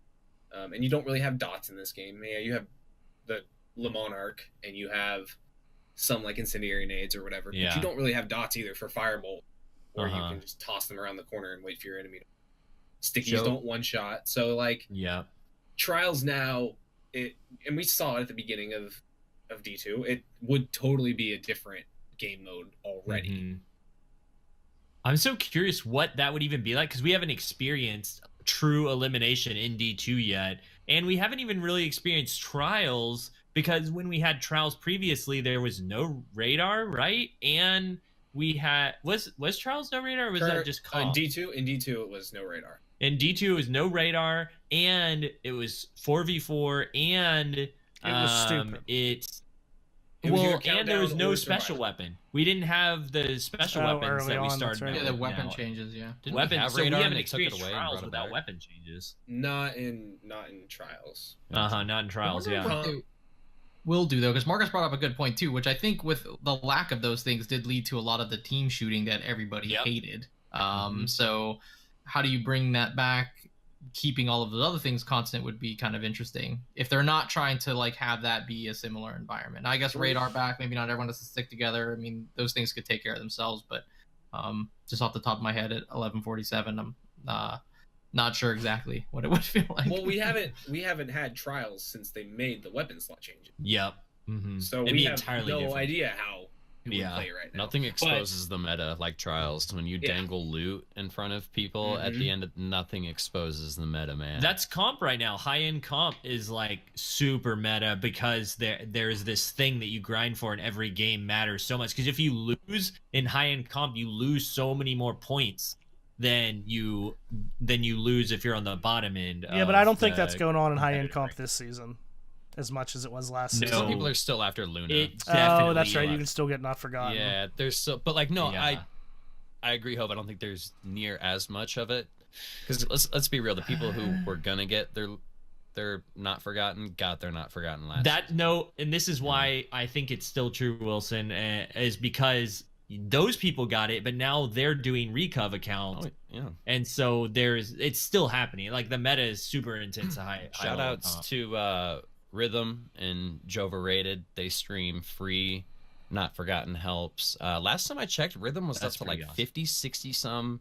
a ridiculous amount. I know, Dude, and they're super chill too. And you were talking about self-res earlier, Marcus. Shout outs to Jova Rated again. He'll still, they kill a warlock, he'll be like, watch the self-res. And like, just as a joke. And like, he'll still say that every now and then just to kind of like try to troll his own team a little bit. But those are some good guys, That's man. awesome. Very, very lighthearted, high level PvP players. Very chill. cool. Well, I mentioned the Telesto changes. We also got trace rifle changes, specifically giving them more ammo, but also reducing the strength of wave splitter. And then Legend of Acreus, they're increasing damage and bumped out the range, because you only get like one shot with Legend of Acreus when you pick up a brick now. It's pretty funny after the first Is that season. with the masterwork? No, not with the masterwork, just on its own. With the masterwork, I think it's 2. But yeah, it's just funny. So all those changes are coming January 29th. So yeah, stay tuned. They say weapon tuning is ongoing progress. They're still looking at future adjustments to trace rifle damage in PvE, and submachine gun damage adjustments, and shotgun adjustments, and basically everything. Submachine gun was the main one that they went over. Auto rifles, I really wish they would have touched submachine guns. Me 'cause too. They cannot compete with any of the No. other secondary weapons right now. And they're so fun. Submachine guns are like one of the funnest aspects of Destiny 2. Like I was talking about the other week, first booted up D2, and you used a submachine gun for the first time. You're like, oh, this is awesome. This thing's so cool, and it feels so good. And now it's kind of whatever. Can we talk about the most important thing that happened this week? Sure. Spider-Man Far From Home trailer dropped. I am actually really excited for that. It looks awesome. Am I allowed to talk about it? Sure. Yeah. Let's talk about it. Are y'all ready for this week at Marvel? The Twom? Sponsored by nobody. Nobody. Sponsored by Orange Cinnamon Rolls, Listen, bruh. they're just. Wilson's I gonna really be bored wanna- for the I next really 5 want a minutes. push-up pop but- for like the last 2 hours. We also have to of decide what we're that gonna now. eat and review this week. But anyway, Can we find the push-up pops from somewhere? Because I'd totally be down for that. yeah, Dude, I had some Yeah, last they're week. pretty- They're still pretty around. easy to get. I feel like. Yeah, Well, they're pretty common. I feel like having 4 kids, I should have known that, but I don't think I've. Do you remember- My You don't children. go to the grocery store, do you? Your wife does. Oh, She John does Wick 3 sometimes, but, trailer like, for too. different things though, Wilson. Like I'll go Gotcha. and get like Gatorade and like snack food, which you'd think would be Flintstones, but Do my you wife does remember majority the of grocery shopping. Ghostbusters toothpaste that was edible? What? Yeah, I do. I don't remember that. I will tell you Was one it thing. Like a 100%. crest with Ghostbusters, or was it? Like I don't know. straight I was a on little its kid, own? but I will tell you. No, it was like a green. Yeah, even though you Okay. were allowed to eat it, if you ate a whole tube, it still made you sick. Like, well, a whole tube. You would assume that Was would it probably make you sick. similar sick to like when I ate that whole bottle of Flintstone I vitamins? don't know. Yeah, it was. Probably. It was Maybe just- that's what we should eat next week. You should do the toothpaste and I'll do the vitamins. Before we completely jump off topic here, because we were about done with the TWAB, I just wanted to mention that they did mention that they are not just doing weapon changes, but they're also making a few like quality of life stuff. It's mainly Black Armory, Yeah, all Black Armory. like stuff not disappearing from you on reset and refunding you. Very like important things if you're trying to get those things done and they're disappearing, or you can carry more at once and that kind of thing. So a lot of quality of life Black Armory stuff if you want to dig into there. And that's pretty much it. I just Can wanted the to hit quality on of life be like spawn on the forges at some point? that. Oh, that would be nice. Yeah. Or just What? match make into it directly. That would be nice. I mean, I read the quality of life things. I'm not sure. Some of them were like things that were, but I don't know. When I think quality of life, like maybe introducing some way to like rally the flag closer to those things, or spawning onto the forges. I don't know. Like somewhere those have to be higher on the list than some of the other ones. Like, I mean, I know they're taking care of like Mhm. literal breaks, this disappearing from you, this not working. So those Yeah. need fixed. But when I think quality of life, I don't just think like, oh, fix what's broken. It's like it takes 5 minutes to get to like the Pursuit Forge. Like there's just no way around it. And I've been Yeah. killed by the enemies as that door's opening a couple times. Like the one Really? yellow bar captain and like 2 dregs. I'm like, You don't You kill them gotta be before you kidding open the me. door? no, I just want to get in the forge, and then it's like, Yeah, man, you just run You're past like, that oh, shit. gosh. is there a warlock here to like let us live for a minute? It's horrible. I can. Where's my that be self fixed? res? Oh yeah. man. I was happy that they changed the lore whole drop Percentage, thing. yeah. Yeah. Well, they changed it from 10% to 20%, but I also like the fact that they made it so you had Complete to, Have to complete it. it has to be successful, Mhm. because last weekend I finally I was doing like hand cannon forges or whatever, and I finally ran into people that were just sitting AFK in the Go Fan Forge. Oh Oh wow. gosh. And you'd get to the boss, and the boss would have, a third of his health left with 20 seconds left, and that dude is just That's so he's either annoying. dead off in the corner, or he's Yeah. actually no, the last time it happened to me, we didn't even throw enough batteries to finish round 2. We were at like 16 to 20, and then the forge ended, and I'm just like, this is so stupid. I can't believe this That's is really frustrating. So I'm glad they fixed that. But one of the suggestions I saw Triton was, why don't they put, since we found the forge, there's got to be like Black Armory representatives.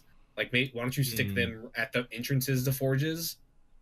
They're not like inside, they're more like scouts or something that are like opening it, that you can talk to, who would then either fix like the 8-1 thing where you don't have to go see her once you complete a weapon frame, or like some way to, like you said, a rally the flag or something, where you can, like the raid banners, where you can drop a flag, Mhm. pick up your ammo, get full, and then start the encounter. Yeah. So I don't know. It'll be interesting to see what else is in there. I'm really hoping that the full list of patch notes is pretty lengthy and detailed. Yeah. The fact that they only went over 3 exotic weapons, I'm really hoping there's more. They just didn't talk about them. Right. Wish you could drop one of those banners anywhere. Like Yeah. In the middle of a strike or public event. Be the Oh, hero, that would be man. nice. Show up with all the Yeah. heavy ammo, slam that bitch down, and everyone get their. Yeah, it'd be great. So let's do Maybe it. not in the anyway. middle of the strike, so you can just immediately hit the boss. Right during. Yeah, that'd be great. Or give us. Real ammo quick, I just sent. want to give a shout out in chat to Dude I'm Lost 21, who said he tagged me and said, "Did you always have that mustache? You look like Rapey Molesterson." And KB Ninja, who then said, "Hove, you look like an off-brand 70s porno leading man." Wow. So thank you. what Thank we're going you. for. And, that's a sincere thank you. Well, yeah, that's it for the TWAB. I just wanted to throw it out there. There was some live stuff. And yeah, excited for things to come, man. I'm so excited for for Bungie Lego, right now. will you touch See my what mustache happens. before I show you Nope. that? You want to touch Nope. it? I have been this So- whole time on my monitor. what? And You've just been so like I have been this whole touching time. Yeah, just, am I not Just supposed on to? his screen, yeah. So yeah, Spider-Man was awesome. Yes. The trailer, I think it looks great. Marcus pointed out, and I agree totally. They killed it with the theme song, like the way they like marvelized the like old school Spider-Man theme song. Oh yeah, It's I really think so good. too. Yeah, That was cool. Wilson, what's your thoughts? that's probably. I know you love it. Yeah. Spider-Man? Yeah. Is that the guy from Gotham City? Just kidding. But Did you guys like the No, true it's- Mysterio it's- look? like Did you I like said, the true? you know, Oh, it's- sorry, I Wilson. did like it. Oh, I don't really want get to cut into Wilson it. off. Sorry. No, I'm just saying I Yeah. don't really get into it. You know, Omega Red, hipster, that whole thing. So, Ranch dressing, hippie yeah, dressing. hippie dressing. hippies. Yeah. But no, That I thing. I did Triton, the Mysterio look. It was awesome. Yeah, I like that they went off That was that angle great. with it. I'm really curious to see Jake Gyllenhaal in a role like that. He's like, awesome. It could come off too No. cheesy, but I feel like I trust him as an actor, you know, and I think it's gonna I be was good. reading. He was good in like Prince of Persia, which is just a video game movie. I thought that was Yeah. fine in there. I saw something that was really cool. They were talking about, not that we don't know that comic book movies are obviously more mainstream and accepted as they break records every time they come out, but a really small like microcosm just thing that showed that was that, do you remember in like the original X-Men movies way back that, you know, those were kind of some of the movies that got superhero movies started, right? Like present day, where they specifically had a scene where they were just wearing like suits, like black suits, and like, what would you prefer, yellow spandex, and like made fun of the comic book suits. Like, we can't do that in a movie. Uh-huh. That's insane. And now we have a guy wearing a fishbowl on his head, like, and everyone's cool with it. Do you know what I mean? Like, that's how much that's changed. Yeah, I love that.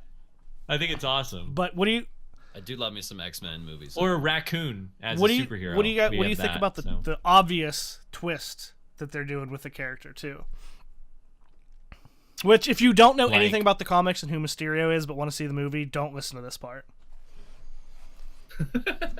Like that he is I'm spoiling, villain? Is that what you Well, mean? I mean, in the trailer and in any interviews they've done, they said he's there to help Spider-Man. He's a good guy. Exactly. Yeah. I think that's interesting. I love a good dynamic character. Was it you that was saying that?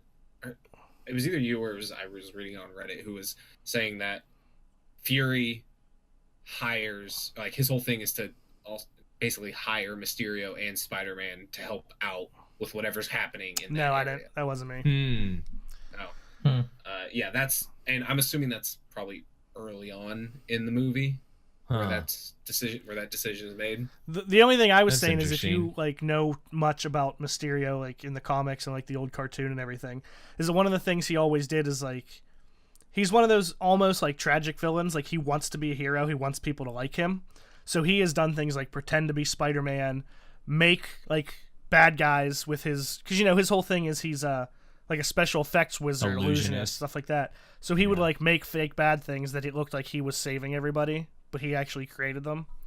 And so that seems to be the prevailing dope. theory with this, is that he creates those things so that he can fight them and look like a good guy. And There were interesting things about just even what they showed in the trailer for him. Like, you see when he's using his magic, and there's it symbols looks like Doctor Strange. similar Yeah. to Doctor Strange. And then the way he's, kind of flying or whatever, and his suit is similar, like with the cape and everything, similar to kind of like Thor.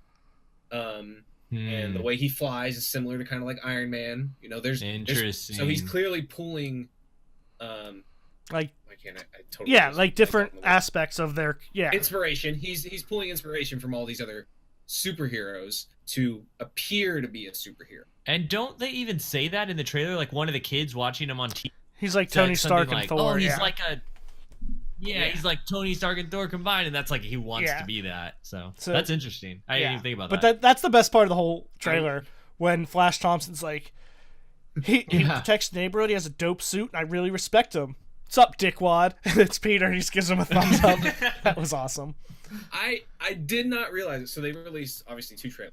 The international one. The international trailer and the Yeah. US trailer. The international trailer, he doesn't No. say that. No, he says loser. something. He says, "What's up?" He says, Loser. "What's up, loser?" But like, Yeah. after hearing him say, "What's up, dickwad?" The loser sounds so It dubbed is. in.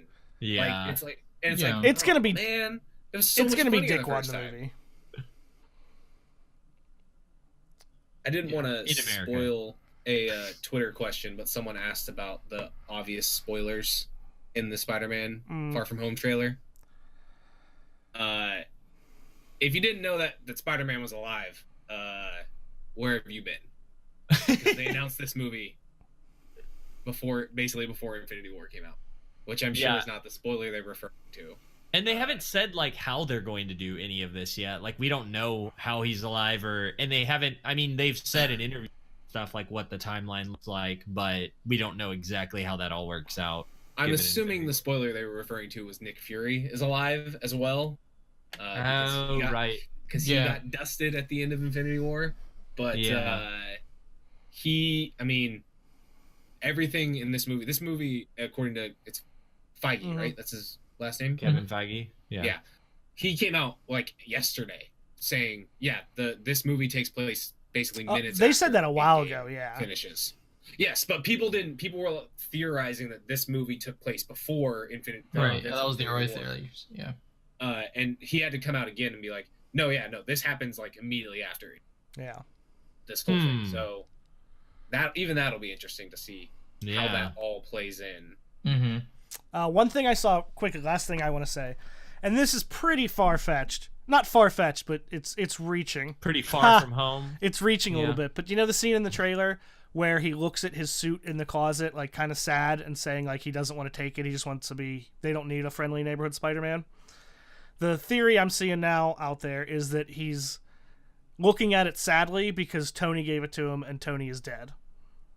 That's a big reach. It could very well just be he's looking at it like, I don't want to deal with this right now. I just want to be a kid. But, you know. That's a pretty far reach, but that's interesting. How do you I like? wish I had Where's that free time. Where's the suit from Infinity War? Maybe The it Iron gets maybe it The gets Iron Spider destroyed. suit. Maybe Endgame sets that all back. one? Yeah. Maybe it's an Do you know what alternate I saw? timeline and Tony never Exactly. gave him the Another suit. really cool theory I saw is Yeah. that. Do you remember whenever he shows up and he says in Infinity War he jumps off the bus and says Tony says, "Kid, where'd you come from?" And he says he was on a field trip. I also saw Yeah. a theory that whatever happens in Endgame resets everything back to before Infinity War ever happened, and that bus is him going on the airport to go on this trip. Yes. Well, he says he's coming back from a field Well, trip, right? So wouldn't it be whatever. he'd be? Also, the only thing that bothers me about that line, if it ends up going back to that, is during the trailer for Far From Home, he mentions, I think Nick Fury just hijacked our summer vacation. Yeah.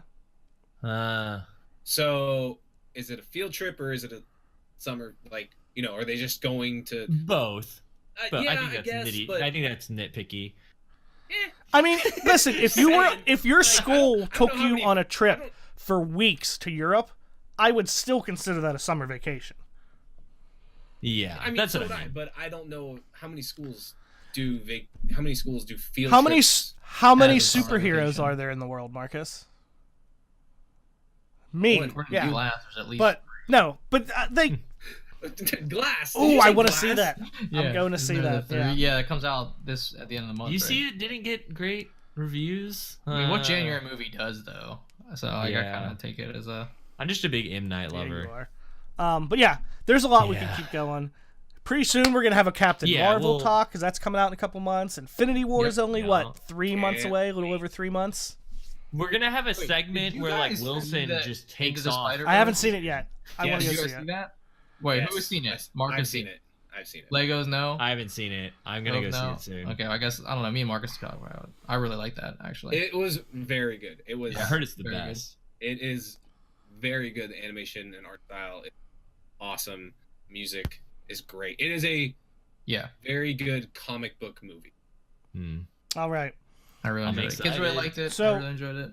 it won Golden Globe Best Animated Film. So we want to do the couple real quick Twitter questions.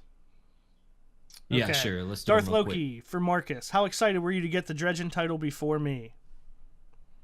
quick. Ooh.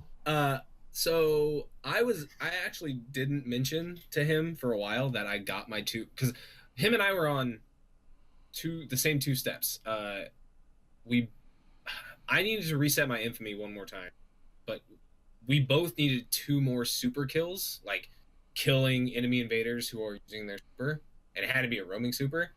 And him and I played together for a Saturday, like 5 hours straight or something. It was pretty nuts.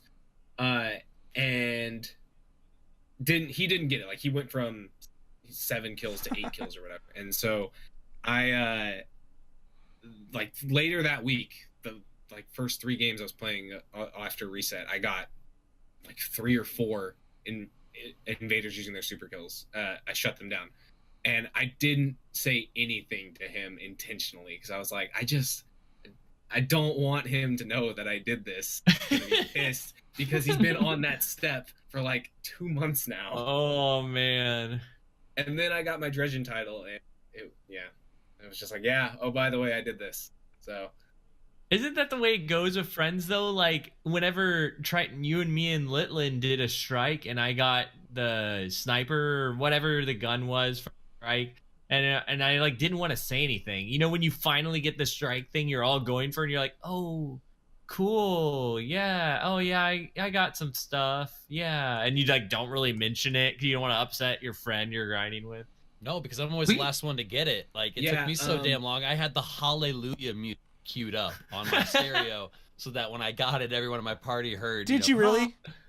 That's yes, awesome. 100%. Wilson and I helped Wilson when he was farming for the Silicon Neuroma back before Forsaken, and there were a couple times I legit did not tell him that I got it. Oh, but I knew. But no, I never told Wilson. No, I already had it, and I made sure my primary weapons were full so that when I walked over it, I would see it on the side of my screen, but I would not tell him I got another one. I've never told Wilson that I got a That'd be supremacy great, with Snapshot and a handling masterwork. I don't. Oh, sure. He didn't tell me, he just shouted it from the fucking rooftop. And really, I'll explain why, but that's about the only question I think we have. Only because the other ones are Litland saying where are the orange rolls, and we have discussed those at length. We've definitely Yes, discussed that. Anon asking if we're upset about the spoilers from the Spider-Man trailer, which we just talked about, and Tommy saying how hard is Hove for the new Spider-Man trailer? What's your speculation for Mysterio? We talked about that. He does mention though he pre-ordered Anthem. He's pumped for it. How about us? I'm cautiously optimistic. I want to see it. I mean, I want to play it, but I'm not like I need to get it. Demo next weekend, I Yeah, think. 25th through 27th for that VIP. If you pre-ordered is it just if you pre-ordered or if you pre-ordered the Legendary Edition? I don't remember. I mean, I think, yeah, the 25th to 27th is the Legend of Dawn edition for sure, because I did that, and my son only wanted the regular game, so he pre-ordered that, and his access code is for February, next week. I pre-ordered it through the PlayStation Store, and I did the Legendary Edition, whatever it was, but I haven't gotten any access code. So I don't know how that works. I had to go on EA's site and do all that too. It wasn't like a straight PlayStation Store thing. I had to go to like EA's site, so hopefully they remember to email everyone what I assume to be then a download code. I might have to just link it. Mm-hmm. I might have to just go there and be like, oh yeah, here's my PlayStation. Wilson, yes, and they announced their beta February 7th or something. I like me some Ubisoft, man. Good company. Yep, and they've also basically, I think in their stream or something, they were like, we looked at everything we did in the first one, and we basically improved on that. Yeah, and they realized that like the vast majority of their player base is on PC, so the game is optimized for PC, which I'm pretty stoked about. Oh, so I'm not going to see you on PlayStation. I've been playing a lot of PC lately. Feels good. I know. Wow. It's a great entertainment platform. I know. I have one of those. I feel like Anthem, and I was never like into the Division that much, and I think it's interesting that when I look at Anthem, it just makes me think of like a more sci-fi Destiny style The Division. That's what it looks like. I'm actually sure. more excited. For some reason, I'm slowly getting excited about The Division 2. I want to play it. Huh. Well, I would like to try it. I mean, I did play the first one a ton. Yeah. RezoCast does Division 2 coming to a podcast. We're gonna do near you. everything. Well, I say all that to say, like, the Division was something that never really interested me, and therefore doesn't really interest me. I'm probably like the only one here that I least appeals to, at least. So that's kind of how I feel about it. It looks smooth though. All the action looks really crisp. Lastly, the last question we have is from Matt Grundy, and it is a very good question, but it is a long question, and it is not specific to this week. So I'm going to say, Matt, I know you listen. We love you. Ask this one again next week, because I would like to talk about it, but we're already running pretty long, and that's going to be like a 20, 25-minute conversation as it is. We do love us some Matt Grundy. We do. Absolutely. We'll do you justice next week. This has been Lego, aka Legoli Flash. You can find me in the Forge trying to get that powerful bounty done for Jotun, or you can find me for the next week or two. Blackout's free on PS4, so I'm gonna be trying that out and see how that is. So you can find me over there. But yeah, Twitter, Twitch, YouTube, Legoli Flash. Hove, where can they find you? Same, Twitter, Twitch, both at Hove76. What? They can find you in Blackout? We'll see. Same? We'll see. Maybe streaming another playthrough of God of War, because I love that game so much. But yeah, that's me. Alpha Asian. Yeah, you can find me mostly on Twitter. I mean, you can find me on YouTube or Twitch, all under the same name. Triton Bleeze, all one word. Please be PLZ. And you mentioned Matt Grundy. Actually, I remembered Hove, because you always complain about never getting invited somewhere. But me and Matt Grundy are probably going to see a movie together pretty soon. So maybe that's cool. Make sure to tell me about it after you go see it without me. Okay, I will. You'll be the first to know. How about you, Wilson? You can find me in the Crucible Iron Banner picking on people with a lower light level than me. You can also find me in my grocery store throwing away every orange cinnamon roll product. Do it. Get rid of them. Yeah. Purge the when you earth. see me on the news causing a disturbance at your local grocery store, come by and say hi. You can also find me more than 500 feet away from any local school. With that mustache. Oh my god. What about you, Marcus? You can find me probably just playing games with Hove. We're best friends. And on Twitter, Mr. Tomfoolery with 2 Y's. MYY Tomfoolery. Yep. That's how you spell Mr. You can also find more about RezoCast at RezoCast. I'd love to talk to you and answer your questions every week on the podcast. And you can find more about Team Resolute at Team Resolute on Twitter. I think that is it for episode 1. One more shout out to Blue. We usually do at the end for our wonderful mics and headphones. Just saying. Yeah, we do love those guys. Love those guys? Yes, that's correct.